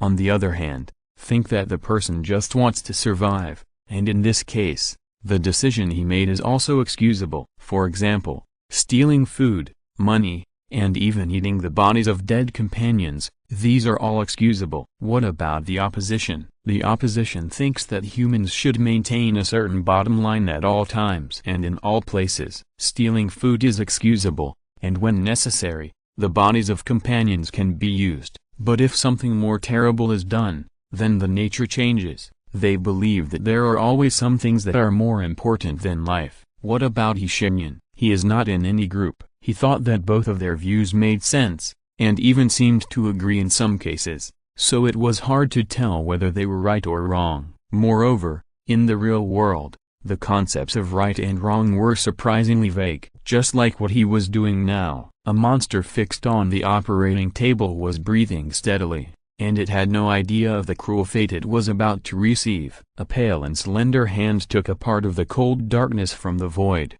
and transformed it into a sharp scalpel with pure magic. He personally took the scalpel and cut open the monster's head bit by bit. Its skull fell on the operating table, and blood gushed out continuously, comparable to a hot spring. The other hand picked up the fallen skull, gently rubbed the bones still stained with blood with the fingertips, and then threw it aside like throwing away garbage. Shenyan narrowed his eyes and looked coldly at the elf beside him. This is different from what we agreed on. Its bone strength did not meet the expected level. The elf, who still had a single ponytail, supported her right cheek boredly and said weakly, "You wanted a hybrid of a purebred red dragon and a hell demon. And I got it for you. The magic purity is 73%, it has blood magic, and it has the demon's fire and illusion resistance, as well as the tough skins of a dragon. The guy lying on your operating table may become a god in another 100 years. Do you know who its parents are?" "I'm not interested in knowing." The elf nodded. "That's good, because I don't know who its parents are either. I took this monster out of another guy's farm. He raises these things just to eat." Shenyan glanced at the still trembling pink brain, and let go of his hand without changing his expression. The blade transformed from darkness dissipated lightly, and he said softly, "This demon red dragon is 7 meters long, and it is not yet an adult. Raise this thing to eat? That guy's race is quite special, and we generally don't like to deal with him. If it weren't for you, I wouldn't go to him." The elf pursed her lips, and her pale blue eyes flickered. Her deliberately angry look became particularly fascinating under the blessing of that appearance. But Shenyan didn't even bother to look at her. "Don't use aphrodisiac spells on me there." "Damn it, I will admit it even if you use charm." "Aphrodisiac is for male animals for breeding," he said coldly. Hearing this, the elf yawned. She hugged her chest, showing a shocking arc. Okay, you unromantic guy. "So, now it seems that our second transaction has failed." Shenyan snapped his fingers. Time goes back. Blood rushed back into the dragon's head. The broken blood vessels returned to their original appearance, and the skull was finally covered. It knew nothing about this and continued to sleep. "The bone strength is not up to standard, but the other qualities are pretty good." "You make it difficult for me, Wendy." The elf named Wendy smiled, put her hands together in front of her, put on a very pitiful look, and bent down. She was wearing a loose shirt today. "Please, I really need this money." "Don't show off there. Your attempt to use your gender advantage to get some discounts from me is useless." Shenyan remained indifferent, and he even poured himself a glass of star core concentrated extracted magic juice, which is quite popular in the White Tower. And it was no exception. The complex taste exploded on his taste buds. The scene of the star explosion was replayed in his mouth through the power of magic. What a luxurious enjoyment. He calmly put down the cup in his hand and continued,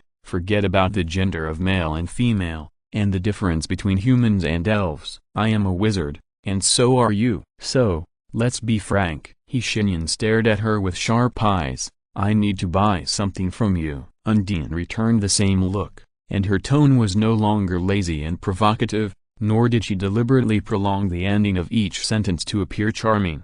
She spoke in a very rational and very calm voice. "After coming to the White Tower Council, the specialization route I chose was how to combine technology and magic. 7 million years have passed, and I am already the wizard who has gone the furthest on this road in the White Tower Council. I don't believe you haven't checked my information since yesterday, so you said you need to buy something from me." The elf narrowed her pale blue eyes. "Can I understand that you are trying to buy my exclusive patent?" Finally, Shenyan smiled, but what came out of his mouth was a denial. "No, I don't think I currently have the knowledge to buy your patent, Miss Undine. Magic-conducting metals exist in every world, and there are many excellent ones, but only you can conduct magic of any level 100%. So, I don't plan to buy your patent. I just want to buy some experimental materials." "Okay, what do you need?" Undine's reaction was within his expectations. In fact, No wizard would hide his desire for new knowledge. This is why the White Tower Council has always stood firm. Who would refuse an academic organization that is very pure most of the time, and who doesn't want to improve on the skills they have been studying for a lifetime, or even take a big step forward? Cross-border wizards from millions of different worlds have countless new knowledge to teach and explore with each other, and no wizard can refuse this. Number. What do you have? Shenyan asked back. What do you have, Miss Undine? There is another chapter. If you're listening to this novel on a channel other than Fanfic World, it means they downloaded and uploaded it without effort. We cordially invite you to visit our channel, Mundo Fanfic Novelist. There you'll find the original version of this story and you can explore many other novels of various genres. We are waiting for you to immerse yourself in a world of incredible novels. Chapter 486 Attack. It depends on what you need. If you need knowledge, you can open the intranet and search my name above the library. Undine Shining Heart, the elven wizard said calmly. This is the name I used when I was an ignorant princess, and I have kept it to this day. I hope you won't make inappropriate remarks about it. I never comment on other people's names casually. That's good. Undine nodded. You will get 37,510,213 academic papers, all of which have detailed introductions. You can check them one by one. Just provide new knowledge to the intranet. There is no limit on the quantity and field. It will automatically recognize, and if it is qualified, you can read it. These are just academic theories, Miss Undine, and I am not very interested in how to combine technology and magic. Shenyan shook his head. Every cross-border wizard has a different path. There may be some similarities, but they will never be exactly the same. If my path is similar to yours, perhaps I will be very interested in your papers.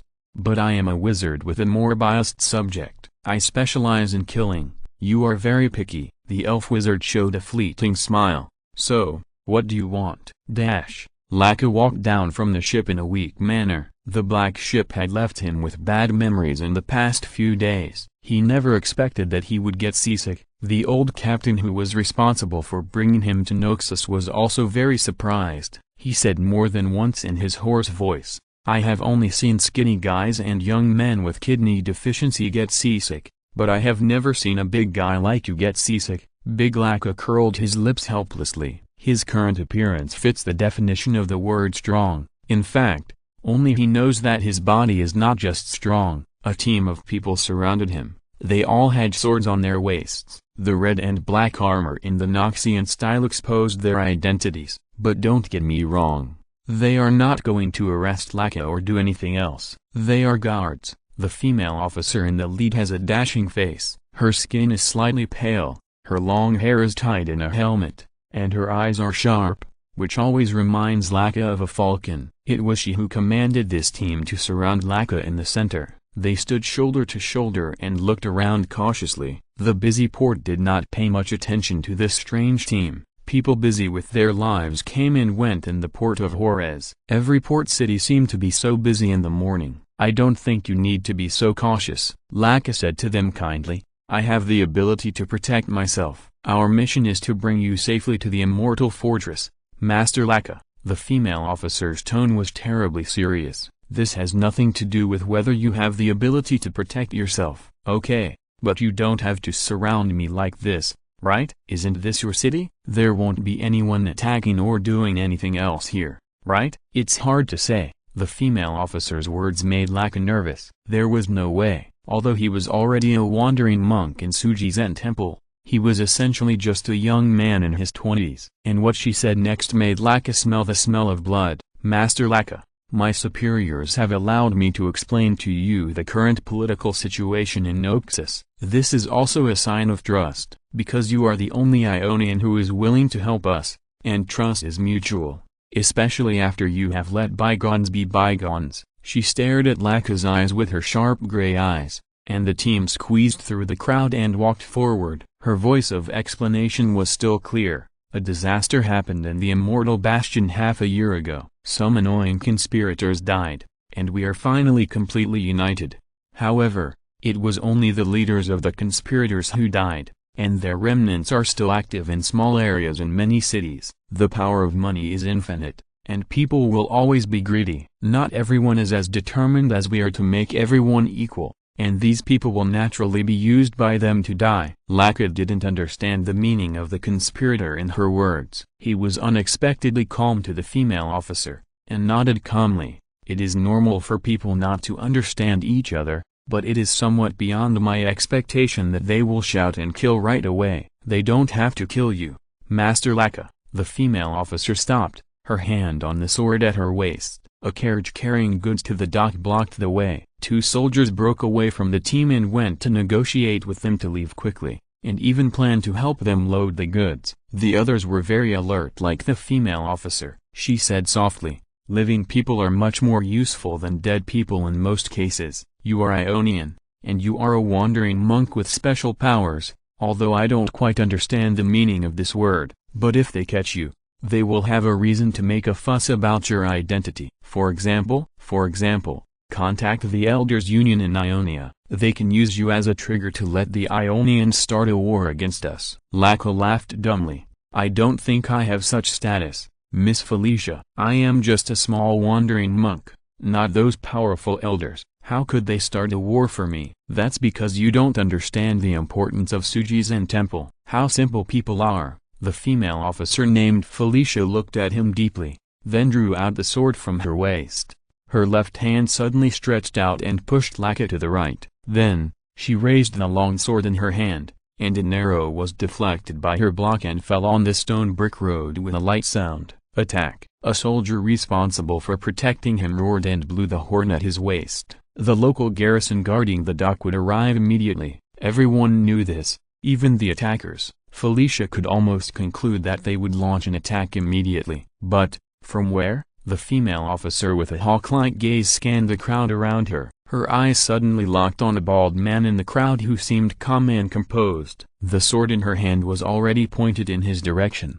"There, I know." A figure stepped past her and walked out, so fast that she didn't even react at all. Then, the figure turned his back to her and raised his right hand high. Boom! A thunderous sound exploded in the crowd, and the bald man fainted on the ground in an instant, with his crossbow and dagger flying out of his hands. From beginning to end, Felicia did not see how Laka attacked the assassin. She wanted to say something, but Laka was quicker than her. "There are others," he said firmly. "I can smell the stench on them." Chapter 487. Is there anything else? In the crowd, the 2 remaining assassins were already standing there. This assassination should have been a sure thing. The Ionian monks were a group of weak guys. There was no way they could survive the crossbows and flying knives. This was their original idea, but things would go against one's expectations. Things going against one's wishes is almost the only truth in the world. They didn't dare to leave in a big step, for fear of being discovered again. They didn't even see how the Ionian monk had just made his move. There was only a thunderous explosion, and then the companion who was responsible for the hidden arrow fell to the ground with a shattered head. But what should they do next? The assassins had no answer, but their target knew exactly what he was going to do. Laka calmly used his hands to push the crowd apart, so fast that Felicia didn't even have a chance to hold him back. People looked at this foreigner with strange eyes, but he didn't even look at them. His eyes were like lightning, and the collision in an instant made an assassin's face twitch violently. "I found you." The monk walked forward calmly as if he was not involved. This time, he did not raise his hands to separate the crowd. Instead, people spontaneously avoided him, like a sword cutting through the ocean. He raised his right hand high again. The assassin could no longer bear it. He rushed out of the crowd with red eyes, and the poisoned dagger in his sleeve went straight to Ratch's chest. He didn't believe that this man's body could withstand the power of steel. Dang! The sound of metal clashing came, and the assassin let go of his hand in a daze. His right index finger and middle finger were already crooked and blood gushed out from the broken ends. The pain was nothing to him. What really stunned him was the fine steel dagger that broke into pieces after hitting the monk's chest. He looked up at the monk again. His black robe was torn, but the skin underneath was not hurt at all. "Do you have any other means?" "Use them all." Laka looked at him patiently and asked in a very gentle tone. The assassin was silent for 2 seconds, and then he roared in disbelief. "I don't believe it." The next second, 2 magical creations that could make loud noises and flashes fell from his left sleeve. The assassin threw them to the ground with superb skills. He had figured out that he had to run. This was not a monk who was powerless, but a monster in human skin. However, a strong hand grabbed the 2 black round creations before they touched the ground. Laka straightened up and spread his right hand. They reflected the sunlight on his broad palm, reflecting the light that made the assassin's heart stop. "Anything else?" Laka asked again, his tone still calm. "If there are no more, it's my turn." "It's rude not to return the favor." He closed his fingers and clenched the 2 magic creations. The assassin was still standing there like an idiot. Laka raised his right hand again, but this time, he didn't slap the ground. He turned around suddenly, and it seemed that a blazing flame appeared on his right fist, and the air became hot. The crowd watching could only see a flash of red shadow, and then another assassin dressed in tights fell to the ground with his mouth wide open, stirring up a pool of smoke and dust. Broken teeth fell to the ground with blood, and his jaw opened at an exaggerated angle. The 2 magic creations were in his mouth, stained with blood. Laka turned his head calmly and looked at the assassin again. "Anything else?" he asked. At the same time, he raised his right hand, which was still dripping with blood. In the eyes of the remaining assassin, the hand seemed to block the sunlight, making the surroundings dark in an instant. He could not hear any other sounds. The noise of the crowd, the snorting of horses, and the noisy birds in the harbor all disappeared. Only his own frightened heartbeat was ringing. And the words of the monk. "Anything else?" he screamed. The interrogation went so smoothly that Felicia could hardly believe it. These assassins who belonged to the remnant of the nobles should have kept their mouths shut. But the man tied to the chair said everything, without any torture at all. This made several local interrogators and Juarez quite unhappy, but Noxes would not torture someone who had confessed everything, so there was no room for their skills to be used. Felicia walked out of the interrogation room and closed the heavy iron door.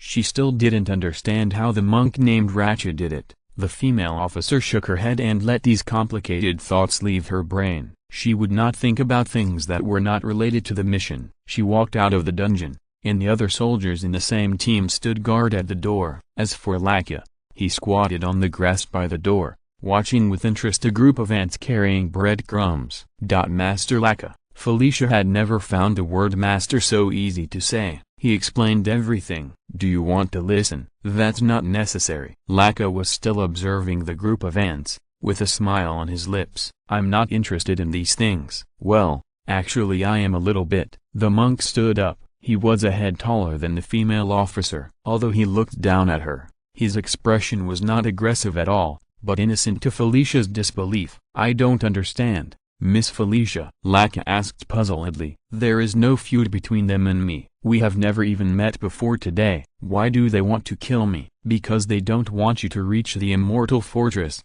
To be more precise, it should be that the people behind them don't want you to go to the immortal fortress. Some nobles in Juarez are well informed and know when we are expected to arrive at the port. Felicia sighed meaningfully and changed the subject. The monk obviously didn't understand what she was saying, and his face was full of confusion. It made her feel helpless, like playing the lute to a cow, and the cow took the initiative to ask her to play the lute to him. "Master Laka, we will take a short break. It's 1 o'clock in the afternoon now. We will travel to the immortal fortress overnight at 7 o'clock in the evening. If you want to visit Juarez, you might as well start now." "Forget it. I don't think there is anything to visit here." At this time, Laka showed the reaction of an ordinary person. He touched his right fist with lingering fear. "My hand still hurts." Chapter 488 Experimental Materials. Having said that, there is no need to be mysterious and talk about other things to test each other. Shenyan raised a finger.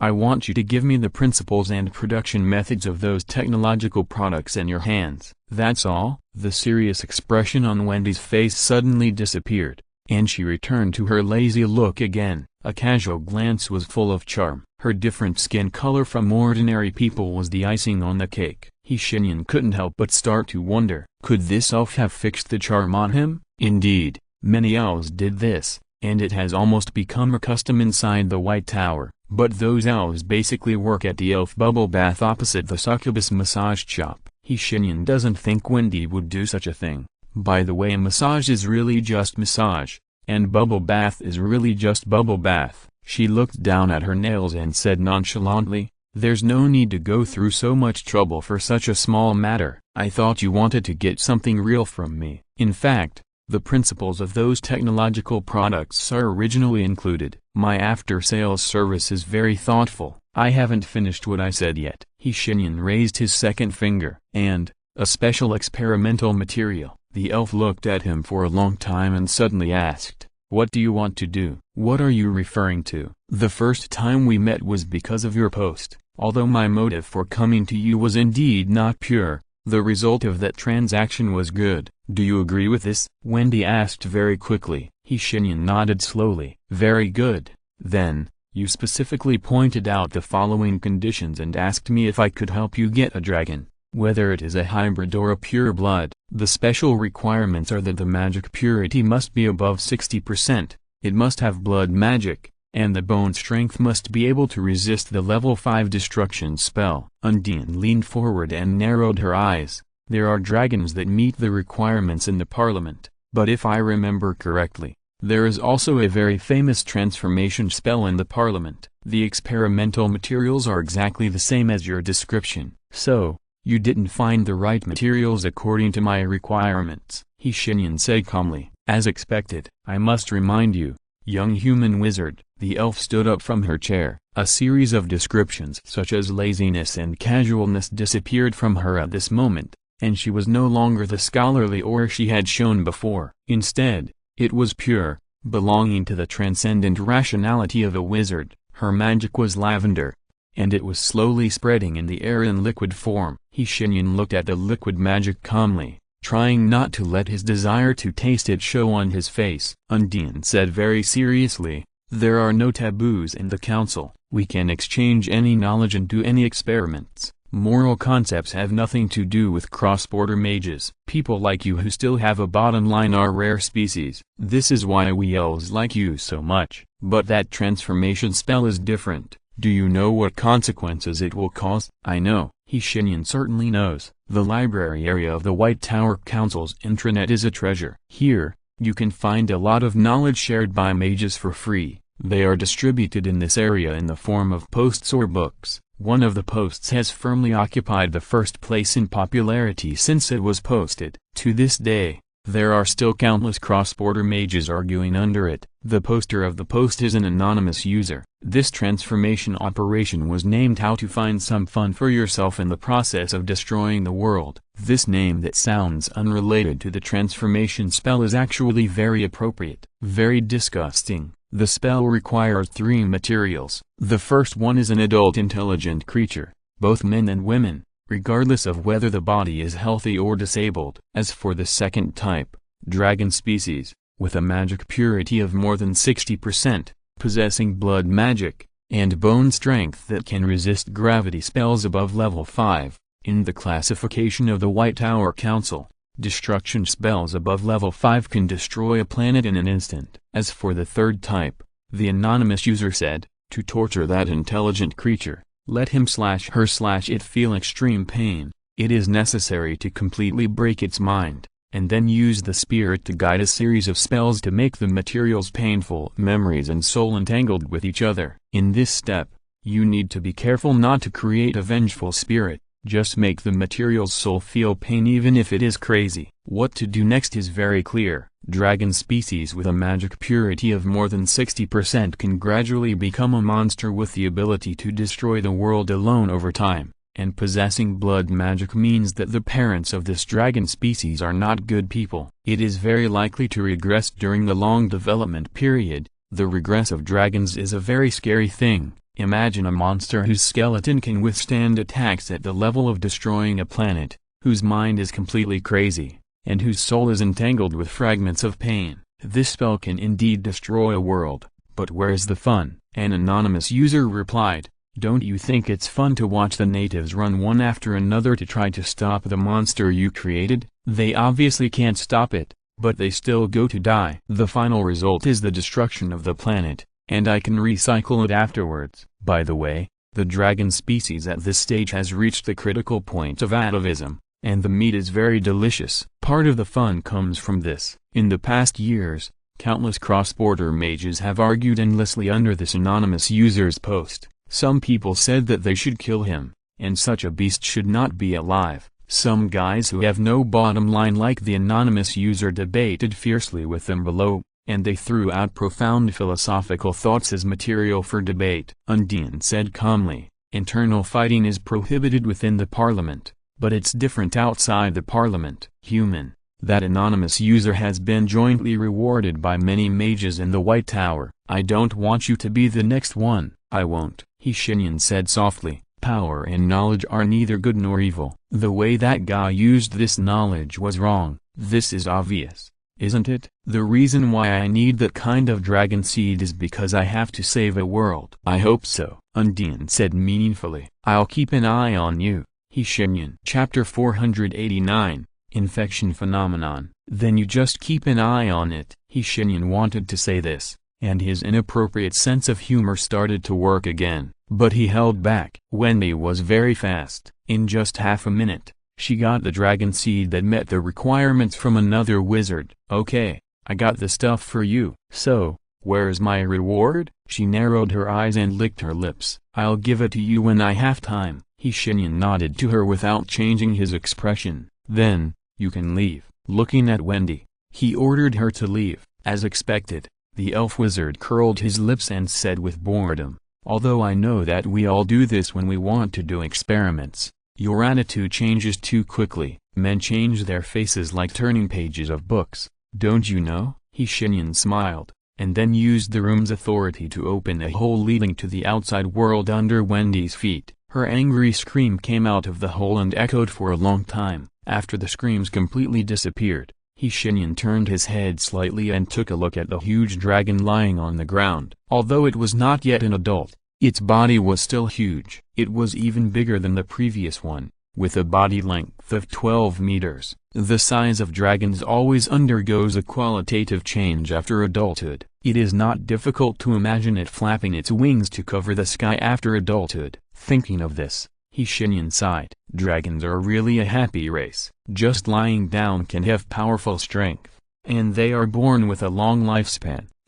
Maybe. After all, the dragon he bought is actually a meat dragon for breeding. If it is not bought by the wizard, then from birth to adulthood to death, it will not have the opportunity to open its eyes. It will spend its life in the constructed illusory dream. In that illusory and real dream, it is the overlord soaring in the sky. In reality, it is food. Its skin is pitch black, and it even has the illusion of absorbing light when viewed with the naked eye. Each of the rough but well-arranged scales is the size of an adult man's palm. These densely packed scales have excellent magic conductivity and are simply natural enchantment materials. Its heavy heartbeat echoed in the empty room, and together with its long breath, it formed a special symphony. Shenyan focused his eyes on the dragon horns on its head. From time to time, a trace of arc flashed on the pale dragon horns, which was proof of the leakage of power. "It is getting stronger every moment." The wizard gently raised his hand and rubbed the edge of the scales with his fingers. A harsh noise of blades rubbing against each other sounded. He withdrew his hand as expected.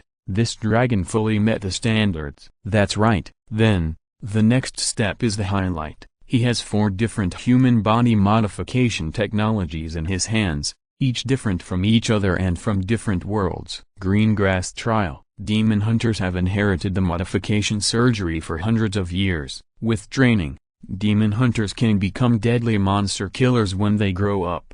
Of course, they are also good at killing people. The very traditional magic infusion of the mages, driven by a certain energy core, allows humans to have unimaginable strength and lifespan. Originated from the emperor and the human scientist, Amal Astardi, the transformation method of the Space Marines. 19 genetic transformation surgeries and the gene seeds derived from the Primarch allowed them to completely transcend the shackles of humanity. And that, how to have some fun in the process of destroying the world. Aside from the controversial anonymous user, in Shenyan's opinion, it is meaningless and insulting to the name of the mage. His talent is beyond doubt. This transformation spell is essentially a kind of infection. The reason why dragon species are needed is that dragons are a race that is distributed in almost every world in the endless starry sea, and they can provide more factors for infection. So, what is infection? The answer is simple. Once, a person told a strange childhood story after drinking to liven up the atmosphere.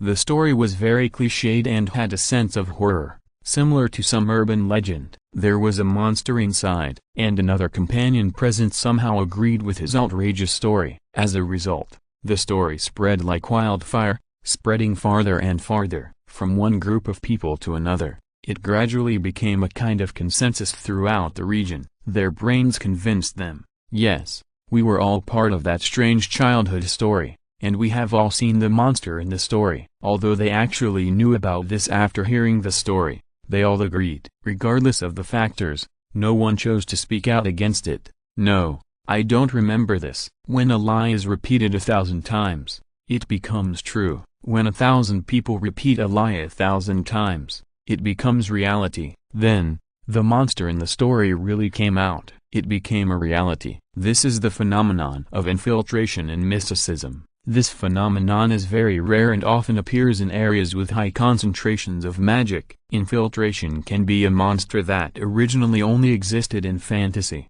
or it can be a custom that never existed. It can be any phenomenon, as long as there are enough people who believe in it. Does this description remind you of another thing? Yes. The reason why the emperor almost became a god of faith is also a phenomenon of infiltration to a certain extent, except that there are a few more people who believe in it. The most critical part of the how to have fun while destroying the world created by the anonymous user is not the transformation surgery. Its method is actually ordinary, just simply moving the suffering soul into the body of the dragon. The real key is to artificially create a huge lie that spreads throughout the world. As long as enough people believe it, it will become a reality. For example, a prophecy that has existed since ancient times, a world-destroying dragon that is about to wake up. Imagine that the whole world believes in it, and the dragon of disaster that only exists in fantasy will certainly become a reality, and then be replaced by the artificial dragon. It will think that it was born to destroy the world, although it is actually unconscious. The mage put his hands behind his back.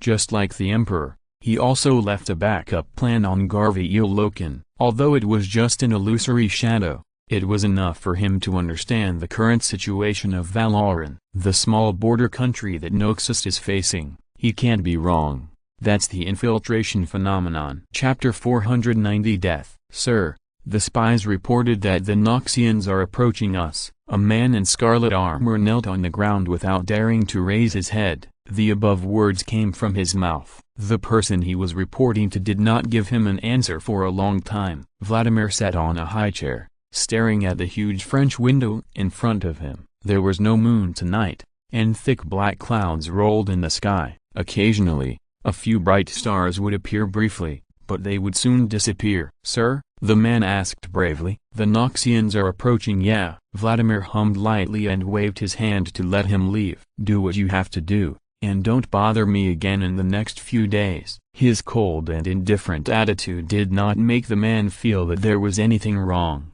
and he left the gloomy castle very respectfully. Only Vladimir was left alone. Noxian's Vladimir's tone was low and smooth, and it didn't seem like a human voice.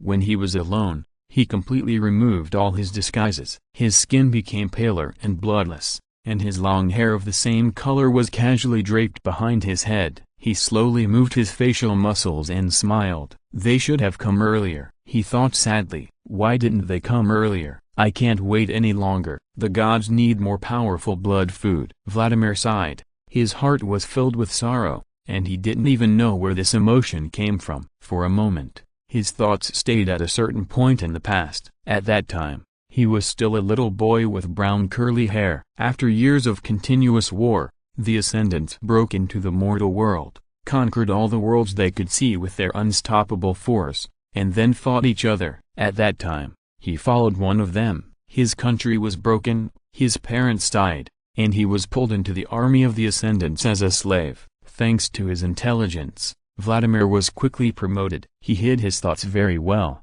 from a slave to a soldier, and then from a soldier to an apprentice of blood magic. He was the first human to be allowed to study blood magic. Vladimir thought in a trance. Perhaps, I began to change from then on. Human. Such shallow and ignorant creatures surrounded him, which made him feel bored. They stood close to each other, but there was a huge gap like an abyss between them. Vladimir knew that he was no longer a human, whether from the life form that had been changed many times by the evil ritual or from what he did. He was not a human. He should have been happy about this, because humans were weak and useless, but he was not happy. Maybe it was because I sacrificed my emotions to the gods. He stroked his cheek thoughtfully, and transparent tears passed by, which were caught by his fingers, and then abandoned like dust and thrown on the ground, breaking into thousands of different pieces. Thousands of tiny fragments that could no longer be seen with the naked eye lay quietly on the floor,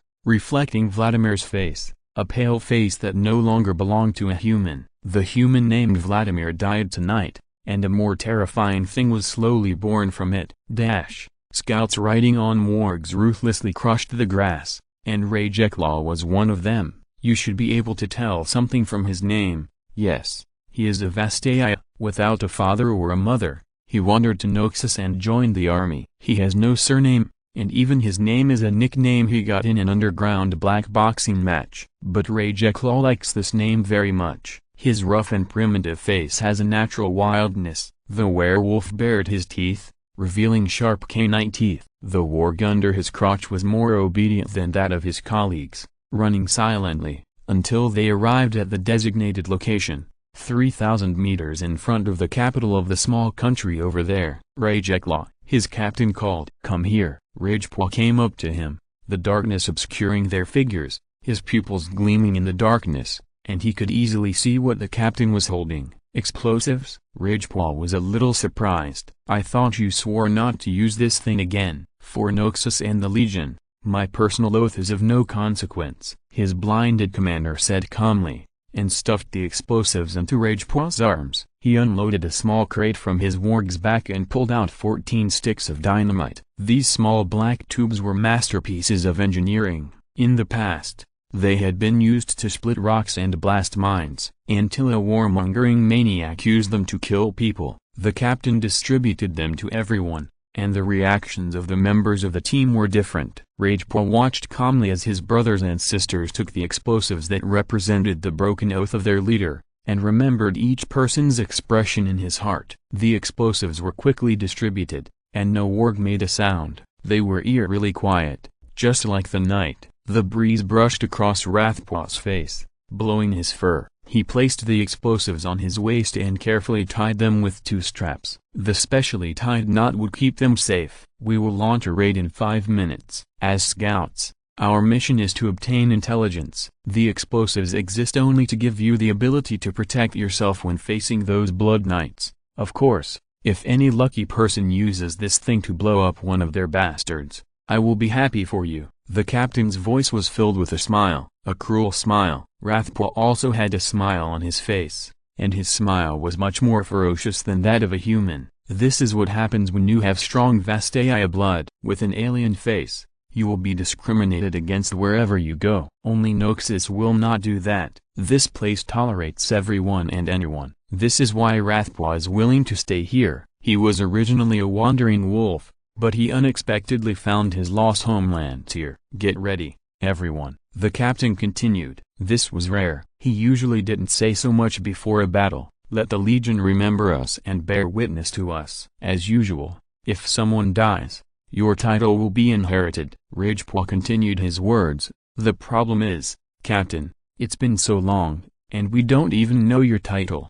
You're the only one who talks too much. Rajeclaw, shut up. His superior sighed helplessly, turned over and sat on the wolf, and buckled his helmet. The voice became dull. Silent sword. Remember it. Chapter 491 Playing Tricks. Still in the same room, Kronos was narrating with a bitter face. As you can see, Brother Cerberus, the situation in Noxus is very bad now. We have to place those soldiers who have strange diseases in separate isolation areas to ensure that no civilians are infected. Loken frowned. He was very sensitive to the word disease now. Not long ago, The thick fungal blankets spreading on Terra were still vivid in his mind. "So," he asked cautiously, "is it highly contagious?" "It's hard to say." Kronos sat on a special iron chair, staring at the dim night outside the window. At this time, the sky was just getting light. "It's not just a matter of contagion, but more importantly, the symptoms. All patients will gradually lose their minds within 2 days after the symptoms are confirmed. Generally speaking,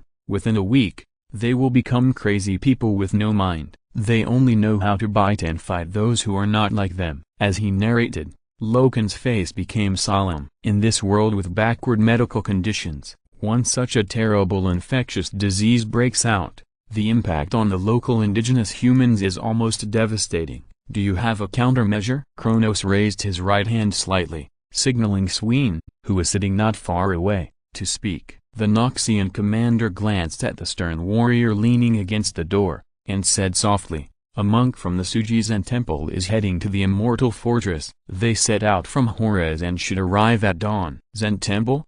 You invited a monk?" Loken asked in disbelief. "This is an infectious disease. It must be prevented and treated with scientific means. What do you want to invite a monk for? Do you expect them to chant scriptures?" "Be patient, Brother Cerberus." Kronos looked at him calmly, his expression still calm and composed. "This is not the backward world you imagined. In fact, there are many powers here that are beyond our imagination. The Sujizen temple mentioned by Commander Swain just now is one of them." Loken used his expression to express, "I am very interested." "It is an ancient temple, located on a snowy mountain in Ionia in the Far East. It is quite mysterious to the locals, and we know even less about it.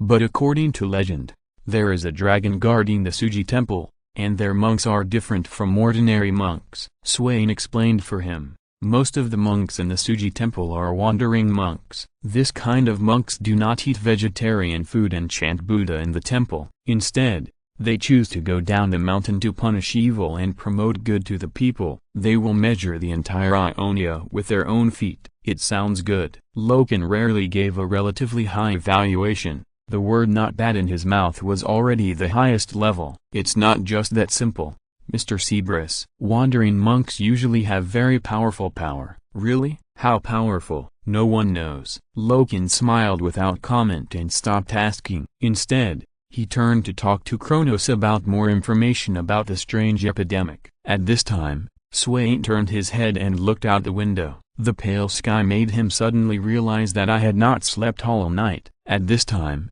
he remembered the golden sun that had risen from the room before, and his mental fatigue also subsided. His back seemed to be straightened a little, and Swain rarely smiled.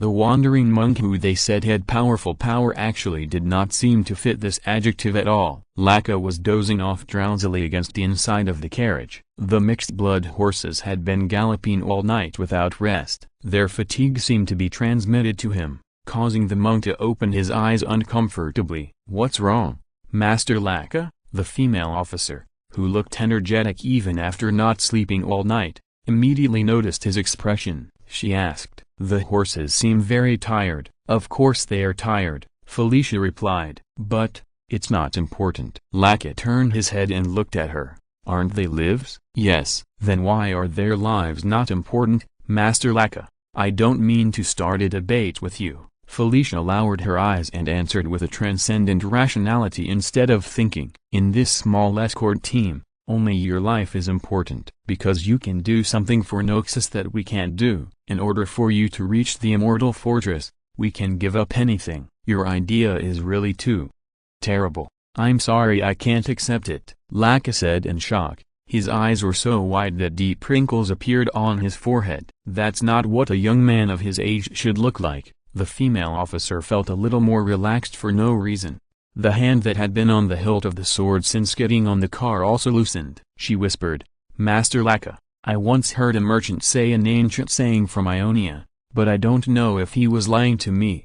Can you help me solve the puzzle?" "Of course, as long as I know." Laka nodded without hesitation. The female officer was unable to finish her words because a loud noise broke the silence of the night. This sound broke the tranquility inside the carriage like a sharp sword. After this loud noise, the carriage slowly stopped. "What's going on?" Felicia shouted sternly, After getting no response, she kicked the door of the carriage open. The scene she saw made her pupils shrink sharply. There were 5 soldiers in the team. 3 of them were responsible for driving in turns, and 2 were on guard in the back. Now, the 2 soldiers were lying on the ground, not knowing whether they were dead or alive. What made her even more uneasy was that a vague chuckle came from the front part of the carriage where the horses were. "Who is it?" With a slam, she drew out her long sword and winked at Laka, signaling him to follow behind her. But the tall monk had no intention of listening to her orders at all. His face was still the same as when he just left the village, with the childishness of a teenager. But there was already an unforgettable firmness in the subtle parts of his eyebrows. He walked out of the car, stepped softly on the grass, and a red aura emerged from his naturally hanging hands. "Playing tricks," he said seriously. "I despise people like you the most. You are even worse than those assassins. At least they dare to brandish daggers in front of me." A ray of starlight quietly crossed the sky, accompanied by a flash of silver light. A man whose face could not be seen clearly but still gave people a sense of arrogance stood opposite Laka. "You are wrong about one thing, mortal. I am not a human. There is one more update. It's late. I'm very sorry. I have been working non-stop for the past 3 days, and I am almost numb. There is no banquet tomorrow, so I will update 4 more to compensate." Chapter 492. I want to beat them all to death. Laka didn't react to his words, really. His expression didn't even change. He was still calm. The man who appeared with the silver light was obviously not satisfied with this. His blurry face became clear, handsome and with divine pride. The eyes that looked down at Felicia and Laka were filled with a kind of mercy from God to man. He slowly raised his hand and frowned slightly. The female officer felt a little guilty at this moment. Although she quickly got rid of the influence of this emotion, she was still shocked. "How could I have such an idea? You should kneel down the first moment you see me, mortal." "Alas, how many years have passed? You stupid and worthless creatures have actually forgotten our existence." Laka ignored his muttering. He just stepped forward and came to the man in a short while. Seeing this, the arrogant man actually smiled. "Yes. Are you going to commit suicide to apologize to me? In this case, I will only kill half of your compatriots." He took a step back lightly and looked at Laka with expectant eyes. "Come on, it's time to show me your sincerity." What is Laka's sincerity? He took another step forward, raised his right hand, and the red flames became fixed in an instant. The next second, he punched. Boom! The violent and huge sound attacked Felicia's ears, and she covered her ears uncontrollably. A dragon roar that seemed to be real followed the sound, and this time, it reached her heart directly. Tick, tick, tick. The man slowly lowered his head and looked at the huge opening in his chest, where silver liquid was constantly pouring out. His face was full of confusion, as if he didn't understand what was happening to him. With a childlike innocence, and in just a few seconds, his face quickly turned pale. Kneeling on the ground, he screamed, "What is this, mortal? What is this? What does this feel like? What did you do to me? This is called pain." Laka pulled off his black robe with a hole in it and slowly exhaled a breath of turbid air. The heat rose from his body, blurring the surrounding scene. The boiling steam blurred his face in an instant, but his calm eyes were still clear. "You'd better remember." He raised his right fist again.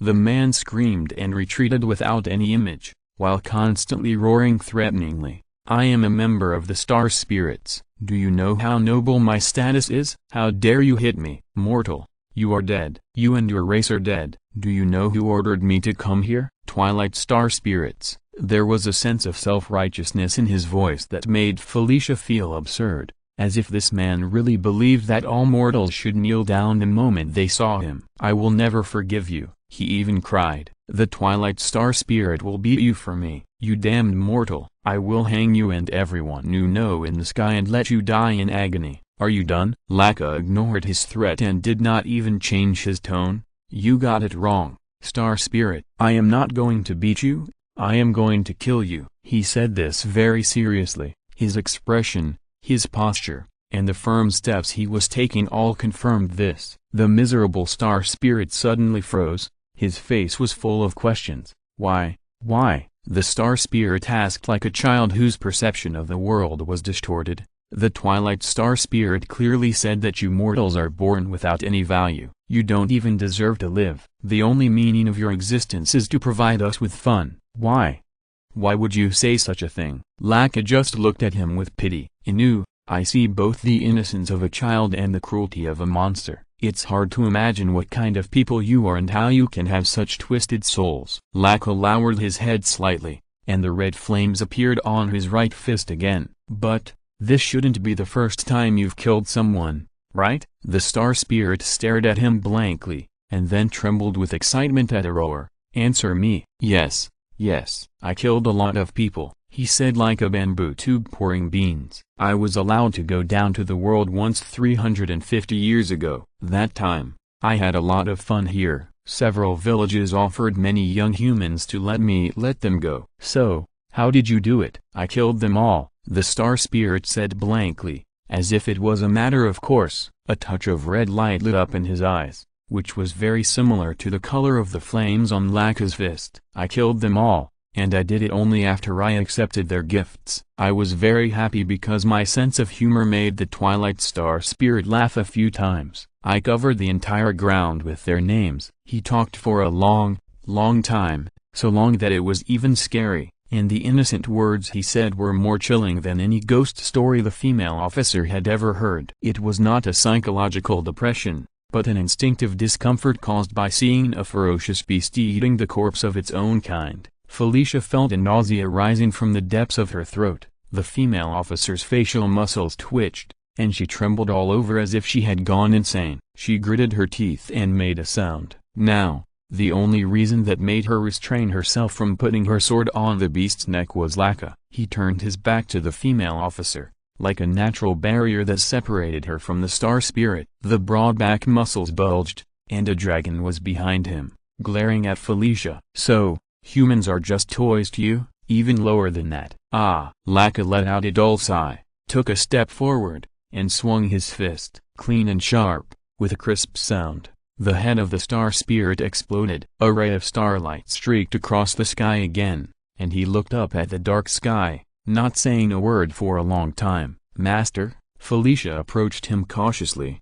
Are you okay? I'm fine. Isn't this what wandering monks should do? Punish evil and promote good. Eliminate evil and destroy demons. Laka turned around calmly and dispersed the arrogance in his hands. I did what I should do, but I haven't finished yet. What? Felicia didn't understand what he meant. The monk raised his hand gently and pointed to the dark sky, to be precise, pointing to the stars that had been watching this land mercilessly for the past millions of years. I'm going to beat them all to death, he said very seriously. If you're listening to this novel on a channel other than Fanfic World, it means they downloaded and uploaded it without effort. We cordially invite you to visit our channel, Mundo Fanfic Novelist. There you'll find the original version of this story and you can explore many other novels of various genres. We're waiting for you to immerse yourself in a world of incredible novels. Chapter 493 Destruction. Cyan stood in the night. There was no moon tonight,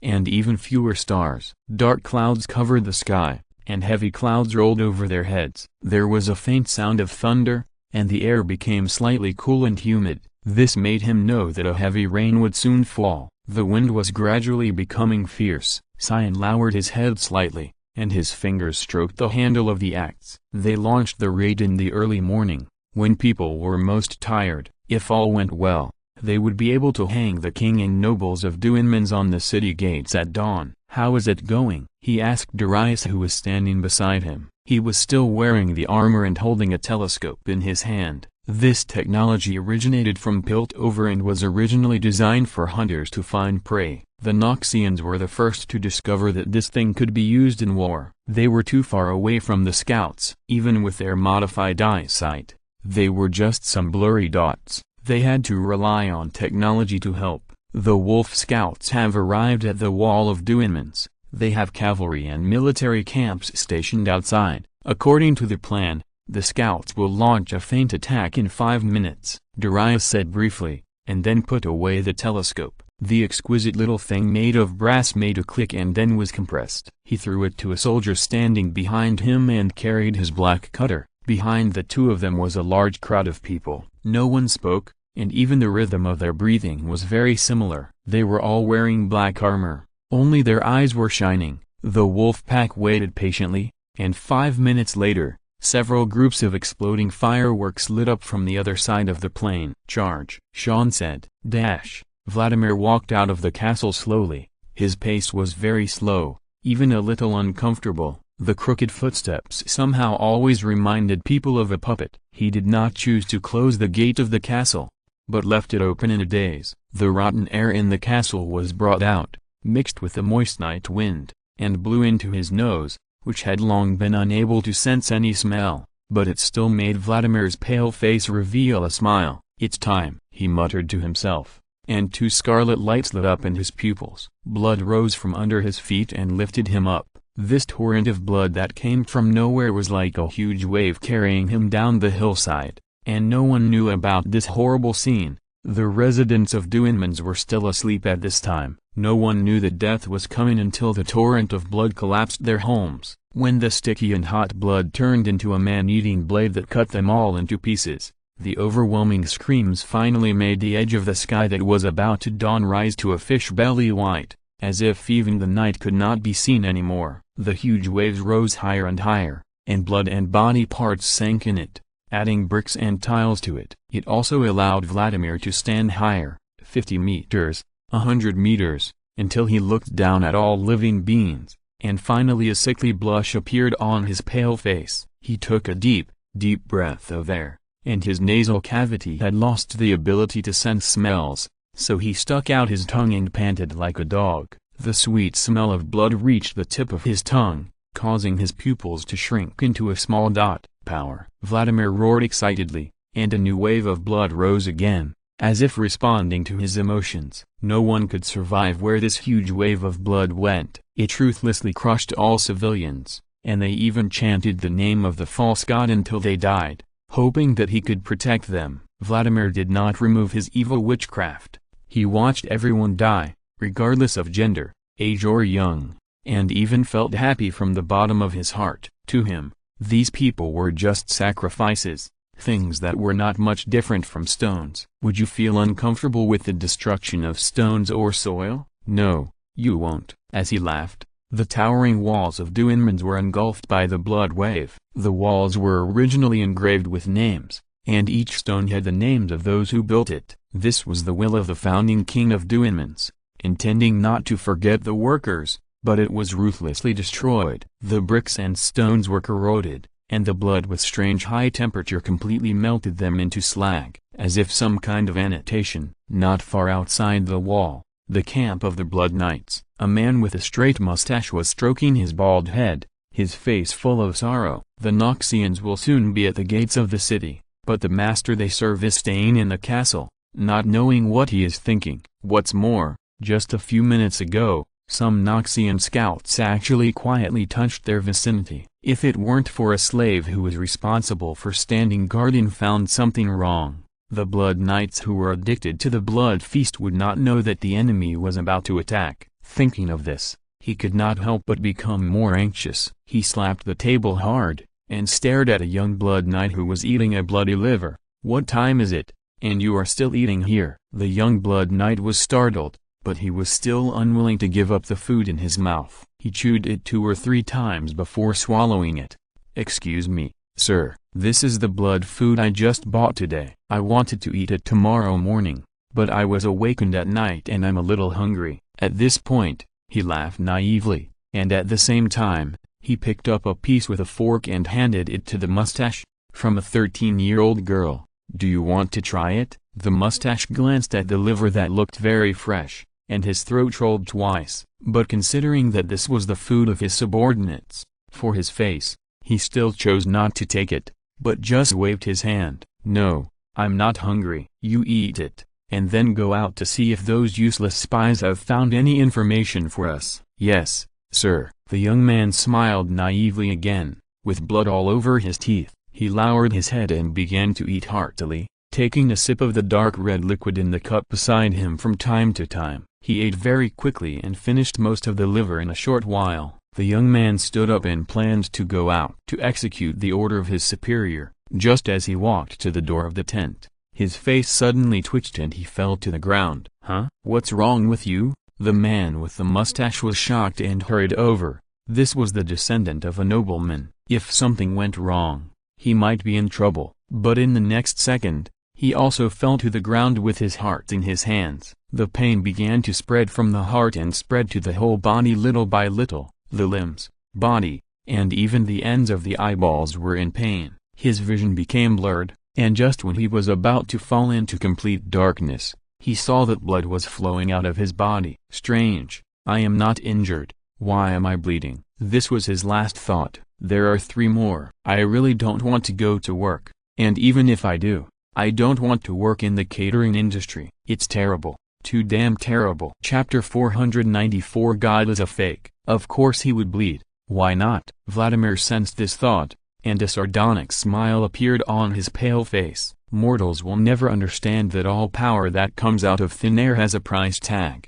Do these fools really think that their magic of controlling blood and their ability to become stronger through cannibalism come from God? No, God is my God, and only I can become stronger through sacrifice. He smiled and waved his fingers, and a part of the blood in the mustache rose from the vast blood river according to his will and came to him. Vladimir stretched out his hand, and the blood gathered into a small round bead in his hand. He clenched it and then crushed it with one hand. The crystal-clear scarlet fragments pierced into his palm and were absorbed by him. Vladimir closed his eyes and said to himself, "So, the Noxians are so close." When he opened his eyes, he laughed even more excitedly, and every muscle on his face was trembling. His crazy appearance was nothing like that of a human. The blood river carried him and continued to move towards the other side of the plain.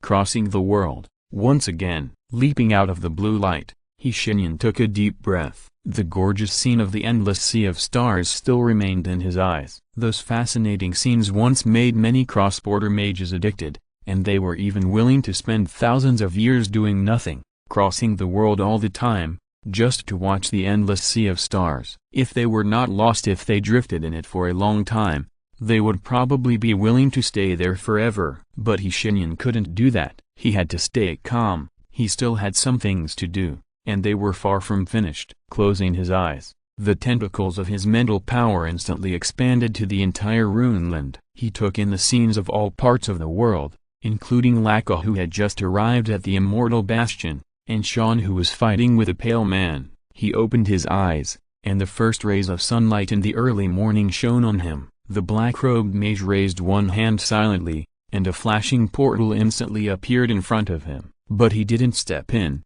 for a simple reason. This door was not for him. Shenyan clenched his right hand into a fist, and then reached into it. A pale man was pulled out by him and thrown to the ground. What? He uttered a word in confusion, but before he could stand up from the ground, he was punched in the face again. He covered his right face in disbelief, and the fingers of his left hand danced wildly. For a moment, he knelt on the ground and kept whimpering from his throat as if he had lost the ability to speak. Shenyan just watched coldly, until a trace of collapse flashed across the man's face. He smiled a little. "How do you feel?" he asked. The man did not answer, and there was no emotion in his eyes that had already turned scarlet. "I could have killed you directly, and even crushed your soul directly across half a continent, let you die worthlessly, but I don't want to do that. Come on, Vladimir." Shenyan gently stretched out his right hand to him, pulled him up from the ground, and then knocked him to the ground again. This time, he used more strength. The mage was not the kind of researcher who didn't exercise at all. In fact, with the amplification of the fixed magic circle on his body, his physical fitness had already reached a very terrifying level. He was even able to fight with the original body. This punch directly hit Vladimir's head into the ground and buried it deep in the soil. He still had no reaction and collapsed on the ground as if he was dead. "I can beat you, kill you, let you go or eat you. According to your theory that the strong are above everything and power is eternal, I can do any of the above to you." Shenyan squatted down and began to wait patiently, waiting for Vladimir to pull his head out of the soil. He said gently, "How do you feel now?" Vladimir finally gave him a little response. The scarlet faded from his eyes, and the last bit of blood magic was ruthlessly taken away from his body by the black-robed mage. Feeling its departure, Vladimir shook his head with trembling lips. Just now, he was still a god who could dominate the life and death of countless people by his own will, but now, he was beaten into the mud. The look in the man's eyes made him feel even more painful, which reminded him of those ascenders. And this man was even more ruthless. There was nothing in his eyes. Vladimir seemed to be non-existent in his eyes and insignificant. "Do you feel uncomfortable?" Shenyan laughed. "In fact, I feel more uncomfortable about what you did. From this point of view, I have more right to feel unhappy than you." His smile gradually faded, and he said softly, "You occupied the mountain and became the king. You used mental manipulation to make the whole country believe in the god you fabricated. You regarded the common people as lambs, and the nobles with some talent were recruited by you as blood knights, leading the people to eat people. You even created a human flesh market in diamonds. Do you really know what you are doing?" Shenyan's eyes were filled with curiosity. Out of the curiosity of a mage, he really wanted to know what this person in front of him had gone through to be so crazy that he imagined a god that did not exist at all, and even made it a dip phenomenon. "I know," Vladimir answered incoherently, and he spat out a few broken teeth, and blood was constantly flowing from his mouth. "But you can't kill me," he said very confidently. "You can't kill me, human. I have transcended. I am no longer a human, and I no longer have all the weaknesses of this fragile flesh and blood life. I have no emotions, no sense of smell, taste, or pain, so I have no weaknesses. You can deprive me of my blood magic, and even destroy my body, but you can't destroy my soul." A light of faith gradually lit up on his face. "That is the symbol of fanatics. My God bless me," he murmured to himself. His smile bloomed, and little by little it twisted into an appearance that could not be looked at directly. Shenyan slowly stood up. "So that's it," he nodded calmly. "The fiction has invaded your brain instead." The black-robed wizard slowly raised his head, and the originally soft sunlight in the early morning gradually changed color and was stained with scarlet. Vladimir's increasingly crazy voice rang in his ears. Did you see it?" He crawled on the ground with his hands and feet. "God, my God, he is coming." "God?" Shenyan smiled, but did not speak. There are two more. Chapter 495. Only memories left. That thing is not a god, at least not yet. The infection phenomenon is usually divided into three stages: spreading to a region, spreading to a country, and finally spreading to the whole world. If there are enough creatures who believe in it, this phenomenon will finally become what people believe in, with all the powers. A ghost that can destroy the world, a chivalrous knight who kills all evil, even a cash register channel. Anything can be an infection phenomenon, and the consciousness that is watching Shenyan and Vladimir now is a constructed false god. All the believers in him have been killed by Vladimir, and the idiot thinks that this will stop the trouble forever. No one can discover the secret of his god, and he can enjoy the grace of sacrifice alone. Interesting. Vladimir is still crawling around, desperately trying to get close to his god. In his completely crazy brain, there is only one consciousness left: sacrifice. Sacrifice more to gain more power. Shenyan glanced at him. He had been monitoring Vladimir's thoughts since he brought him here. He could even know what was going on in Vladimir's mind faster than Vladimir himself. This thought made him laugh sarcastically. "What then, Vladimir?" "Gain more power. And then what do you want to do?" "Why do you want to gain power?" he asked casually, ignoring Vladimir, who was lost in thought, and walked past the man who was thinking on the spot. His expression was completely disproportionate to the question he was thinking. Just looking at his expression, you would think he was a primitive man, or a caveman. Anyway, it was not an expression that a modern human who had evolved could make. He was extremely stupid, and had a kind of numbness and dullness. But a storm was blowing in his mind. Very good.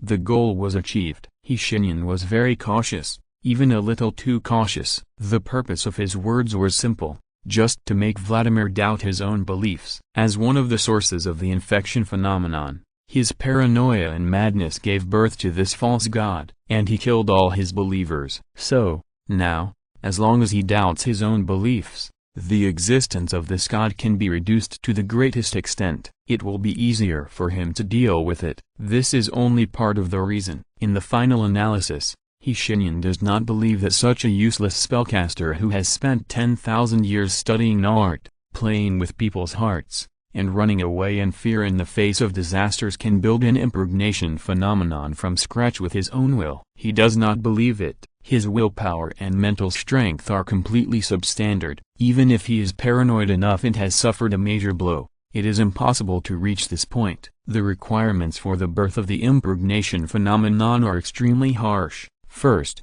it must have sufficient magic power.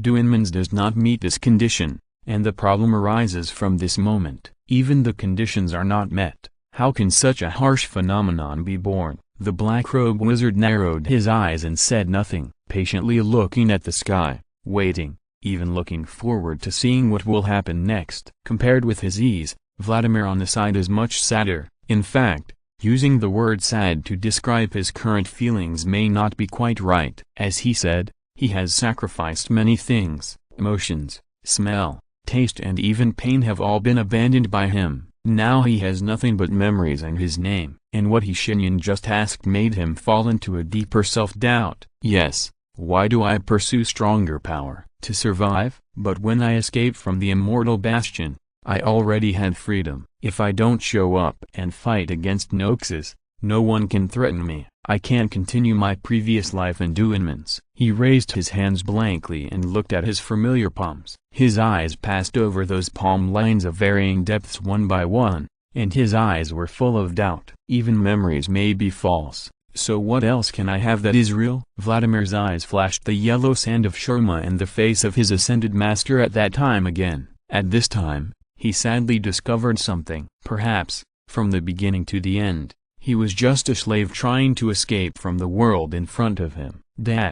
He's back. With a long scream, a man in a robe with a glowing head broke through the clouds and rushed in. He looked panicked, and the uncontrollable fear made his originally handsome face become despicable, and the extremely distorted facial features made him look extremely ugly. So what? Masha played with her long golden hair, and she huddled on a cloud with a weak face. The scarf that used to be bright purple with starlight as tassels at the end also dimmed a lot. The golden sun that appeared out of nowhere hurt her badly, but she still kept calm. Don't you understand? Masha, he's back. That devil. He's back. The man took small steps nervously on the white clouds, and his cowardly appearance made Masha feel annoyed. The Twilight Star Spirit looked at him with annoyance with her right eye which was tinted with twilight purple, and sighed. He can't find us for the time being. I have done this very carefully. I used more than a dozen fuses that I had buried in the human world before. She turned over,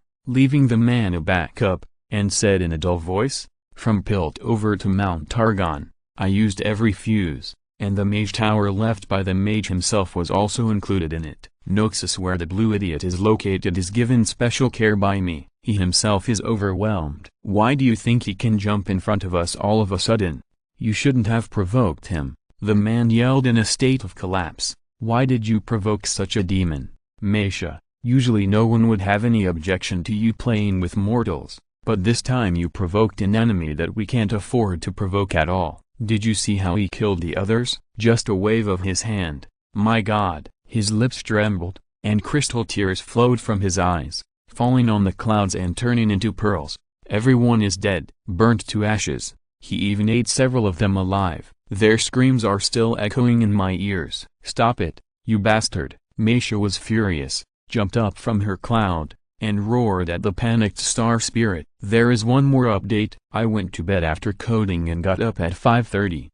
Chapter 496 The Real Waste. You bunch of useless people who only know how to enjoy yourself. None of you cares about the ups and downs of the mortal world. Thousands of years ago, I was the one who discovered that group of ascenders, and it was me who plotted to have them destroyed. Otherwise, do you think you could still have a noble body like you do now, and shed tears that are pearls? Masha stomped on his tears that had condensed into pearls and crushed them with one foot, revealing a vicious smile. No, they will come to you. The self-proclaimed Queen Setaka will break your limbs, and her subordinates will chop you into bloody pieces. You will die. Everyone will. The horrible scene she described made the Protoss shudder, and he said tremblingly, why, how could it be? Why not? Use your brain, you idiot. Do you think that after they have conquered all the countries on the ground, those self-righteous ascenders will not turn their attention to us? Meisha shouted at him in a frustrated voice.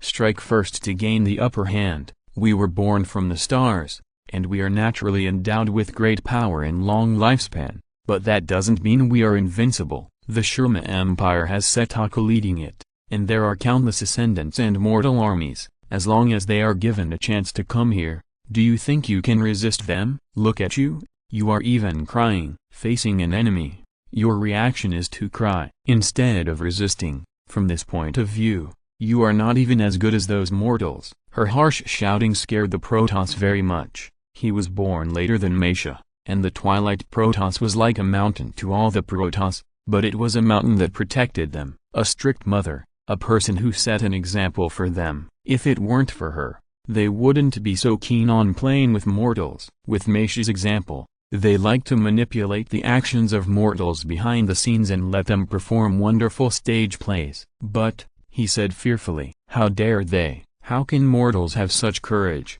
Meisha felt that she almost choked to death. How dare they? She wanted to know how this idiot could ask such a question. She was actually a little desperate for a moment. If every other star spirit was as stupid as him, then she might as well just commit suicide. Anyway, this war can't be won. Do you think every mortal is a pig, dog, cow or sheep that won't resist? A beast? Meisha pointed at her face. Do you know that our image comes from humans? You, me, everyone. We look the same as those mortals, but we take the most perfect part of them. You despise them. You think they are useless people who have no ability to resist, and even no intelligence. Meisha sighed with great disappointment. But you are the ones who are useless. You only know how to have fun, and you have no ambition. You don't care where your power comes from, and you only know how to squander this natural power. But apart from these, you have nothing. You know what? We can't give mortals any breathing space. Humans are creatures that will evolve immediately if you relax a little. They will fight any creature that rides on their heads. Do you want to be kept in captivity by humans and become an animal for exhibition only? The star spirit asked in great confusion. But, Meisha, didn't you always say that we are born to be worshipped by mortals? Every time I go to Mount Targon, it is indeed like this. They always kneel down and dare not raise their heads until I leave. Such creatures dare to resist us? He did not refute Meisha's words that he was useless. After all, he had been told many times before. In these thousands of years, Meisha has wiped their butts many times and scolded them many times. This time was the most severe scolding, but the star spirit did not take it to heart. She is Meisha. She will definitely be able to deal with that demon. Twilight Star Spirit turned away her gaze and closed her eyes. There was no need to say more about her disappointment. Her people were all arrogant idiots who had great power but did not know how to control it. They were even unaware of the danger in front of them and only knew how to cry in fear. Could it be that he was going to find that arrogant maniac? War Star Spirit thinking, she irritably let the Star Spirit leave. Meisha pulled a cloud over herself and fell into a deep sleep. Is that all? Shenyan tore the scarlet curtain in his hand in disappointment. The false god was held in his hand. His external appearance looked no different from a piece of cloth. It was hot and sticky to the touch, and the smell of blood was very strong. It looks like Ma Oxu Wang. He told himself a cold joke out of the blue, and his sense of humor made him laugh again. Shenyan smiled and shook his head, and burned Vladimir's god into ashes. And Vladimir himself was kneeling not far away watching this scene. His eyes were dull. Okay, your god is dead. Any last words? Shenyan walked up to him, clapped his hands, and let the ashes disperse. He waited for a long time, but nothing unusual happened. The so-called god hung in the sky and kept cursing and attacking him mentally. These things were completely child's play for Shenyan, and he had to pretend to be attacked to let the guy come down from the sky. He acted for a long time, so long that the god himself began to feel something was wrong. This person had been acting very painful, but why didn't he show any signs of dying? At this time, Shenyan suddenly pulled the god down from the sky.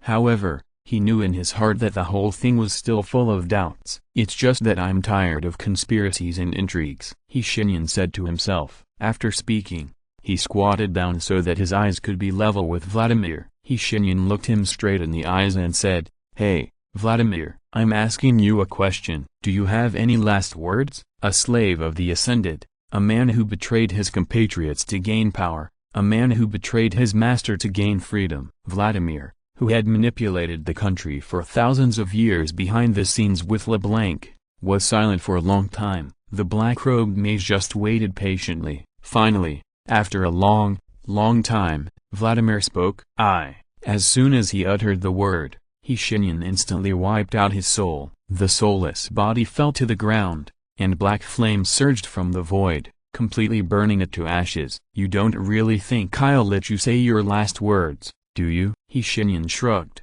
turned around, opened a portal and left. Chapter 497. A short rest. Feng should be the first person to discover his return? Forget it. She is not a person yet. The huge white wolf was originally lying lazily on the first floor of the Mage Tower. The ceiling above her head was originally used to observe the starry sky, but now it has been adjusted to natural light mode. The warm and gentle sunlight sprinkled on her soft fur, making Feng squint comfortably. Sunbathing, a good way to pass the time. Feng's enjoyment continued until Shenyan opened the door. Her ears twitched suddenly and she stood up immediately. Her tail swept the ground at a very fast speed and overturned the desk behind her. The poor desk was about to hit the wall and turned into useless debris, but it was wrapped by a magical power in midair, and several heavy books about magic reactions that were thrown on the ground also floated up and returned to their positions on the bookshelf. "Long time no see." The mage smiled at her gently, and Feng jumped up in the next second and jumped near him. She kept circling around him, sniffing his scent while making a wronged sound from her throat. Shenyan's calf bones were numb when her tail swept them. This stupid wolf didn't know how strong his physical strength was. The mage thought with a little toothache, "This matter is my fault." He helplessly hugged Feng's huge head and rubbed it for a while. Even his ears were not spared, and he said while rubbing, "Look at you now. Where do you look like a wolf? You are almost like a dog." Feng felt very comfortable being rubbed by him, but she was not satisfied with the explanation that she looked like a dog, although she actually didn't know what a dog was. So, she chose to lower her head and hit Shenyan's waist with her head, so that he could rub her neck and take the opportunity to retaliate against him. The collision lasted for a while, and if someone who didn't know the situation heard the continuous muffled sound, they might think it was a siege pile hitting the heavy city wall gate, until a blue light flashed, and some kind of breaking sound was heard. Feng stopped moving stiffly. She instinctively felt that something was wrong. She looked up and saw Shenyan with an expressionless face. "You just broke a constant protective magic circle on my body," he said faintly, and then he piled a few physical anti-strike shields on himself. "Don't do this to other people in the future. I can bear it. But ordinary people will not survive if they are swept by your tail or hit by your head." Feng whimpered 3 times. Her meaning was very simple. "I haven't been out of the Mage Tower for half a year." "I don't think you are reluctant. You have discovered the natural light mode," I said without any guidance. Shenyan shrugged, pointed to the soft sunlight simulated above his head, and then went straight upstairs. The narrow stairs began to become wide, and Feng could even run on it, while jumping up and down happily in front of her. She did not forget to explain to him the changes in the past few days. "Oh, what did Shen come here 3 times for? To deliver food? Was he afraid you would starve to death? TSK, you didn't eat at all? G took that girl from the flower shop to travel around the world? Good boy. I'll go find him for an exam in a few days. If he doesn't pass, I'll bring him back in front of his girlfriends to review all night." Residents come here regularly to deliver flowers. "Why do they deliver flowers? And I didn't see any flowers at the door." He walked all the way to the top floor, and before he opened the door of his room, the sound of the wind made him make an indescribable expression. "What do you mean you ate the flowers? Are you that hungry?" Shenyan turned around with a smile and looked at the wolf, who knew he was in the wrong and simply turned his back to him, and said unhappily, "I was wrong. You are not like a dog.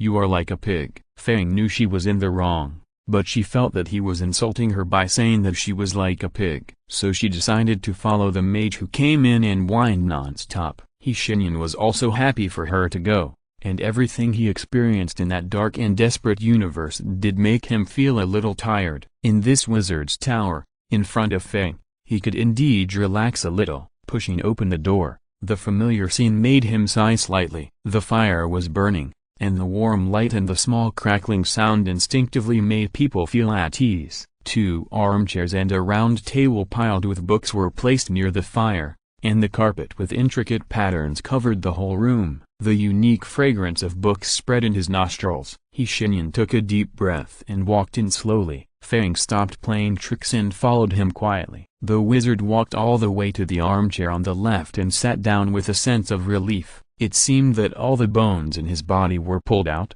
and the whole person sank deeply into the chair. Feng silently lay beside him so that his right hand could touch his head freely. Shenyan squinted his eyes and leaned back in the chair, not wanting to think about anything. What he wanted now was just a moment of silence. Many experiences emerged in the eyes of the black-robed wizard, including Hogwarts, Kaer Morhen, and the bits and pieces on the Gotham Revenge. He began to understand why the Emperor was so obsessed with a peaceful world. Compared with the dark and disordered galaxy, even the world where the demon hunters lived in years of war could be regarded as a paradise. At least their civilians did not have to be regarded as consumables, and hundreds of millions of them died in a sudden war, or they would spend their entire lives doing repetitive labor in factories. With a lifespan of only 40 years, at least, they had the right to choose. Anderson's face appeared in front of him. The child and his mother, the daughter of a debt-ridden hotel owner, an unfortunate poor person, a woman who became a university professor through her own efforts. She had the right to choose her own life, but some humans in another world did not have that. Shenyan began to understand why many cross-border wizards were indifferent to everything. Power is only one aspect, and endless life is only one aspect. The real reason why they ignored everything was that they had experienced too much. How many dark worlds like the one the Emperor lives in are there in the endless sea of stars? How many cross-border mages were like him at first, wanting to save everyone they could see? Did they succeed? Shenyan had no answer. His right hand gently and firmly stroked Feng's head, and the carefree giant wolf soon fell into a comfortable sleep. For her, nothing could be more reassuring than having a mage nearby. She even snored slightly. The mage lowered his head and smiled gently. He dropped the question. Brothers, send. Yesterday I said I didn't want to go to work, and it seems to have come true today. At night, everyone was tested for nucleic acid, and many places nearby were sealed off. Fortunately,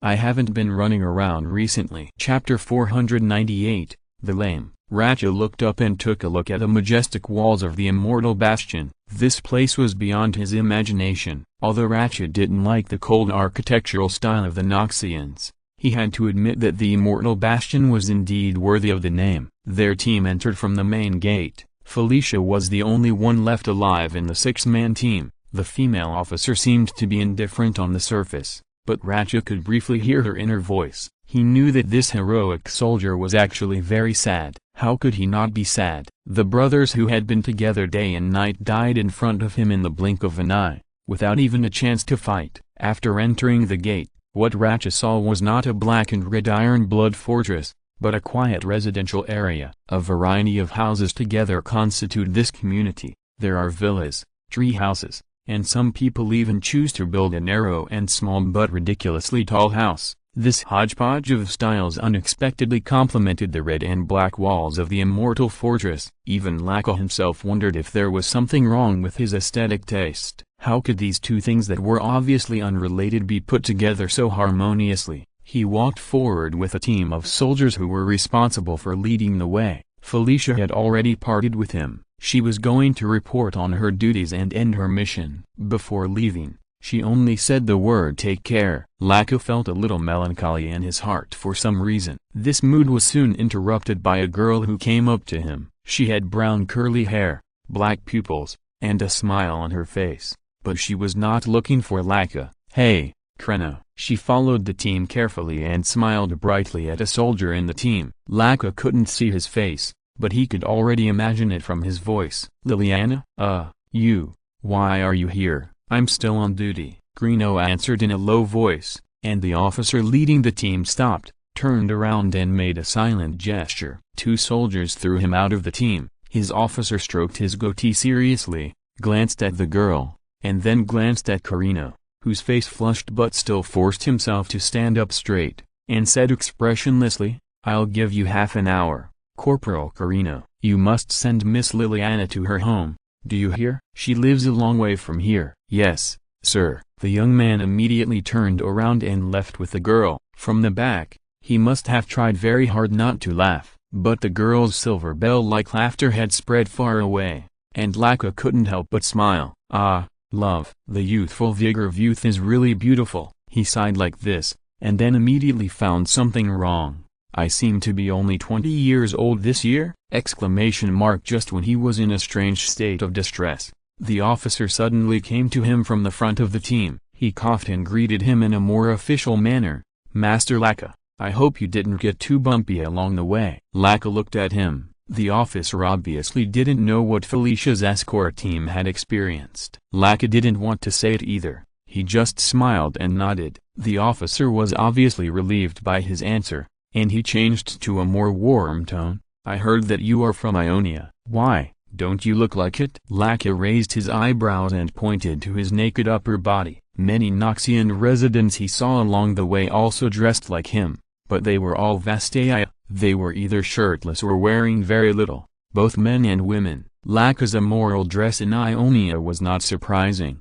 However, if he had a choice, he would also like to wear clothes. "No, I just feel very surprised." The goateed officer coughed again. "I heard that Commander Swain led his men to invade you not long ago. You are still willing to come to the Immortal Bastion to help us. You are really broad-minded. You Noxians are really good at chatting." Laka looked at him strangely. If he hadn't been able to hear other people's thoughts for a short time, he might have thought that this officer was deliberately provoking him.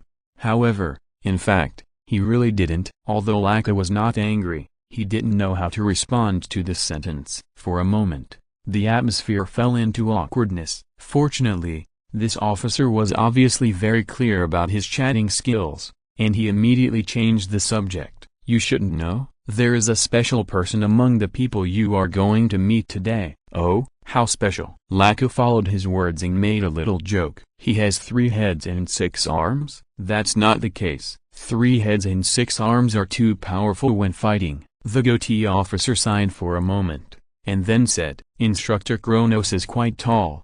Well, actually very tall." He gestured. "It's okay without his armor. If the instructor wears armor, he looks like a city wall. You might be scared by his size, so I thought I'd remind you." It would have been fine if the commander hadn't said anything. As soon as he said it, Laka got excited. "This description is exactly the same as the big guy who saved me in Presidium. As strong as a city wall, and with a special armor." "Is his armor blue, and there are 3 golden nails on his forehead?" The goateed commander was shocked and almost fell down. When he spoke again, he couldn't even speak clearly. "You know this, as expected. A master is a master." "What?" No. Laka waved his hands quickly. "I'm just asking you, no need to say more, master. I understand, you want to hide your special talent, right?" "I know, you Ionians seem to be like this." The goateed commander pondered for a long time, and a half-baked Ionian ancient saying popped out of his mouth. "A gentleman hides his weapons, right?" "No, it's totally wrong. From the usage to the sentence, none of them are right." Laka wanted to say this, but he didn't say it. Sometimes, his emotional intelligence would suddenly be online. Time passed quickly during their chat. Not long after, they arrived at the inner city of the Immortal Bastion. Another team of soldiers who had been prepared came forward and took over the task of the goatees. This team of soldiers was better equipped and their eyes were much more ruthless. The leader nodded to him slightly, as a greeting, and then said in a voice without any ups and downs, "Please follow me, Master Laka. The commander and the instructor are waiting." Chapter 499 Deep Sea. The scene in the inner city was exactly the same as the Noxus that Laka had imagined. There were red, black and gray buildings everywhere, with sharp edges and corners. The scattered buildings were neat and comfortable. Basically, every distance there was a flag representing Noxus flying above. Noxian people seemed to have no idea what roundness was. Each of their buildings was terribly square, and the sharp lines formed by the corners of the eaves almost hurt his eyes, but this did not give people a sense of oppression. All these combined together, there was a kind of solemnity full of power. The roads were full of patrolling and guarding soldiers, and the security here was very strict. They stepped on the heavy gray stone bricks, and the soldiers' iron boots made a dull echo when they collided. Walking all the way, they came to a building that was not very tall. This three-story building seemed so out of place in the inner building complex of SYNOPSIS. The reason was simple: it was an Ionian-style three-story wooden building, and it even had an antique courtyard. Laka narrowed his eyes slightly. The information in the spiritual realm told him that the building was completed not long ago. "It's here, Master Laka," the captain of the guard continued to speak in his toneless voice. The soldiers turned around expressionlessly, their helmets covering most of their faces. Laka hurriedly stopped the captain of the guard, who was about to leave quickly, and asked, "Wait, should I just go in like this?" "You don't have to worry." The captain of the guard stopped and looked at Laka with his serious eyes and said, "The commander and the instructor are waiting here. You can just go in directly. Noxians don't care about red tape." After saying that, he nodded slightly to Laka, and then left with the soldiers. The momentum of their marching in formation made Laka frown. The practitioners of Ionia often see more than ordinary people, which is caused by their special relationship with the spiritual realm. At this moment, in Laka's eyes, the team of soldiers seemed like a group of lions, united and terrifying. He turned his head and looked at the three-story building in front of him. After careful observation, Laka was sure that the Noxians must have found some locals from Ionia to design and build it. Every detail was impeccable. If this building was placed in Ionia, I'm afraid only the elders could afford to live there. People like him who came from a small village lived in simple wooden houses. Laka felt a sense of absurdity for no reason. They were so concerned. It seemed that the special situation in SYNOPSIS must have reached a very urgent point. Laka lowered his head thoughtfully and stared at the ground. A small path wound to the courtyard in front, and he could clearly sense the fragrance of the soil and the slight shaking of the trees. However, there were no animals in the entire building, including the courtyard. There were not even insects. Those small creatures that were once everywhere disappeared without a trace. This was completely abnormal. Laka closed his eyes, sank into the spiritual realm, and searched around. The magnificent scene was not what he needed. The spirit creatures that could be seen everywhere in the spiritual realm pointed to the ground. One of the white ones said, "They are scared." "Scared?" "Yes, monk." The spirit creature nodded, his voice vague. "A wolf came here. They were scared, so they all ran away." "Wolf?" Laka originally wanted to ask more, such as whether kindred had been here before, but the scene in the spiritual realm was changing all the time, and the spirit creatures disappeared in the sudden storm in the next moment. It seemed that there was no other way. The monk opened his eyes, took a step calmly, held his head high, and walked in fearlessly. On the third floor of the small building, Kronos looked at the monk, who was walking calmly with his eyes slightly closed below, and nodded approvingly. "Compared to that time, he has grown a lot." "Do you know him?" Swain stood beside him with his hands behind his back, also looking at the young man who came from afar. "We met once." Kronos did not continue the topic, otherwise, the scene might become a little awkward. "What else can I say?" "The Ionian elders you bribed wanted to kill this young man, but I saved him." Fortunately, Swain did not ask any more questions.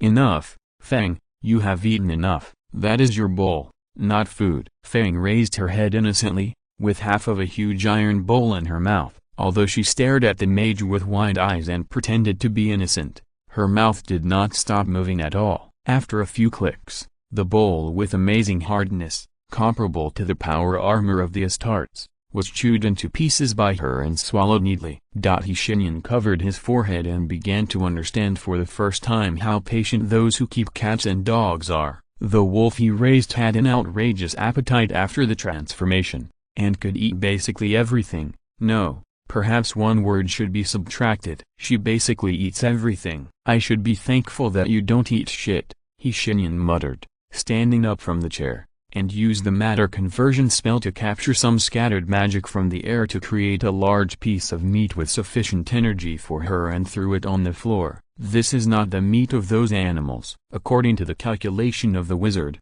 one bite can make her not have to eat anything for half a month. Feng's hearing is actually very good. She knows exactly what the wizard just said. However, for the sake of food, she plans to pretend that she didn't hear it. Shenyan came to her side, gently rubbed her head, feeling the good touch. Take good care of the house. Woo! This sentence directly made her jump in shock, but she still did not forget to swallow the meat in her mouth and continued to woo. Woo woo woo woo. No, I can't take you there. Shenyan's attitude was very firm. That place is in the deep sea. Very, very deep sea. Believe me, you won't like it there. Huh? Yes, it's dark there. Very dark. You can't see your hand in front of you, and there are strange-looking fish everywhere. I know you like to eat fish, but this kind of fish should not be on your menu. Feng's ears drooped. She lowered her head listlessly, biting the piece of meat intermittently, and didn't speak. Shenyan knew that she had accepted the fact. I will be back soon.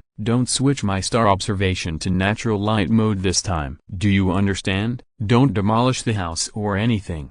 Otherwise you just wait. His figure slowly dissipated, and only his voice still echoed in Feng's ears. Chapter 500, Soul Erosion Night. Shenyan did not want to go to the deep sea on a whim. In fact, as early as when he first came to Runeland, several powerful local consciousnesses had communicated with him briefly. One of them was called Nagakaboros. She had invited the mage to go to the deep sea to talk to her, but he refused. She has many names among those who make a living on the sea, such as Snake Mother, Sea Beast, Bearded Lady. Apart from the last slightly ridiculous name, no one has ever known the true identity of Nagakaboros. But the meaning she represents and the creed practiced by her believers are very interesting to the mage.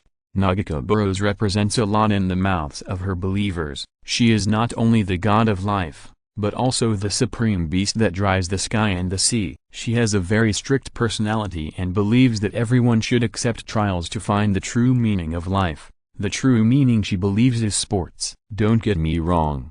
This is not sports. It is the sports of life. Everything changes, and only in the changes does life have its meaning. Shenyan had no intention of questioning or dismantling the philosophy believed by an ancient being. Everyone has his own set of standards to measure the world, and if everyone is the same, it would be too boring. With the gathering of a burst of blue light, his figure appeared in the deep sea. The huge trench 10,000 meters below was extremely dark, and the sun could not reach here. Shenyan floated leisurely in the water, and not a drop of the cold sea water could wet his robe. A sea beast that was several hundred meters long seemed to be awakened from its slumber because of his arrival. It spit out a series of bubbles from its mouth and fled in panic. Shenyan watched it go away in the darkness, calmly raised his hand and snapped his fingers. A ray of light emerged, illuminating the seabed that had not seen light for tens of millions of years due to the movement of the Earth's crust. This light announced his arrival. An illusory spirit tentacle suddenly grew from the bottom of the trench, and a blue-green energy vortex gradually formed on the seabed that no one knew as it danced. With rules and forms of existence that are difficult for humans to understand, an image that humans cannot look directly at gathered in front of the mage. Her voice was like the gathering of thunder and storm, extremely stern. "I thought you wouldn't come," she said calmly and almost indifferently. "What's the matter, mage? Is my identity so obvious?" Shenyan made a little joke, and a smile seemed to flash across Nagakaboros' illusory face. She replied, "No, but I can see the essence of everyone. Your essence is a mage. I think it's not wrong to call you this word." Interesting ability. The mage nodded, and did not let the greetings last too long. He quickly got to the point. "I want to ask you about those star spirits." It would have been better if he didn't say it. As soon as the star spirits were mentioned, the stern god immediately frowned. A group of ignorant and incompetent people, wasting their lives. They don't know how to make progress and regard mortals as dirt. Only 2 of them are satisfactory to me. Nagakaboros expressed her opinion in a low voice. Only they are qualified to accept my trial, but I don't think they can pass it. Is this a high evaluation or a low evaluation? I don't evaluate life. Nagakabouros replied, "The value of life is only known by themselves, and the path they want to practice and the answers they need are hidden in my trial." "Okay, Miss Nagakabouros, do you know where I can find them?" Shenyan said with a smile. If the Twilight Star Spirit thought that she could string together a dozen different conspiracies to make him dizzy, she was wrong. When faced with a tangled ball of wool, the best way is not to untie it bit by bit, but to get a new one directly. The Star Spirit's residence is outside this planet, and I don't know it either. Nagakabouros shook her head. "Perhaps you should ask the Radiant Dragon about this question. He will definitely be happy to tell you the answer. No one hates the Star Spirits more than him." Shenyan smelled the smell of a story. However, he did not get to the bottom of it. This was not the main problem at the moment. "That's all, ma'am. They can't hide for long." "Oh, right." He smiled as if he suddenly remembered something. "Is the harrowing coming soon? May you find peace." An old pirate with a lame leg kicked a coffin out with his only good leg left. It fell into the water and floated away. The candle burning on the top of the coffin will go out in more than 10 minutes. At that time, the coffin may be swallowed by the sea monster, or it may just float away like this. Who knows? Anyway, the old pirate doesn't know. His action made him breathe, and his old bones were too weak, but he had to do it. The harrowing was coming, and the dead could not stay on the dock, otherwise, they would just get up again. This is something that all Bilgewater people cannot allow. During this period, there will be no new fights or vendettas, and no one will create new corpses. They will work together to put countless corpses into coffins and throw them into the sea. That's right, Bilgewater practices sea burial. The old pirate wiped the sweat from his forehead and wiped it on his dirty clothes. The sea breeze that had become foul after passing through the slaughter dock blew over, causing him to utter a curse. The dirty words made several young people standing behind him burst into laughter. "Dirty mouth, your words are still so sharp." One of them smiled at him and threw a half-drunk bottle of wine from his arms. Dirty Mouth was old and even his eyes were not very good, but he was still able to catch the flying bottle. He squinted at the bottle for a long time before saying dissatisfiedly, "Such a cheap wine, you have the nerve to bring it to me to drink? Do you want to drink it or not?" Dirty Mouth said nothing, bit off the cork with his teeth, and took a big gulp. The bold drinking method caused a lot of wine to spill out and flow down his clothes. "Old Dirty Mouth, have you seen Miss Sarah recently?" "No. Even if I did, I wouldn't tell you." "You little bastard, is Miss Sarah something you can imagine?" The old pirate cursed the young man who asked the question. The other party was not angry, but just touched his right arm with melancholy. There was a tattoo there, which cost him a lot of money. It was a bust of a woman, flaming red lips, a head of red hair as tempting as a rose, and a deep arc on the full and white chest. "How I wish I could see her again," the young man sighed. End of this chapter. Thank you very much for reaching the end. Don't forget to like. Looking for more exclusive content and immediate access? Subscribe to our Patreon. Remember, every like, subscription, or donation encourages us to continue. Thanks to everyone. See you in the next video.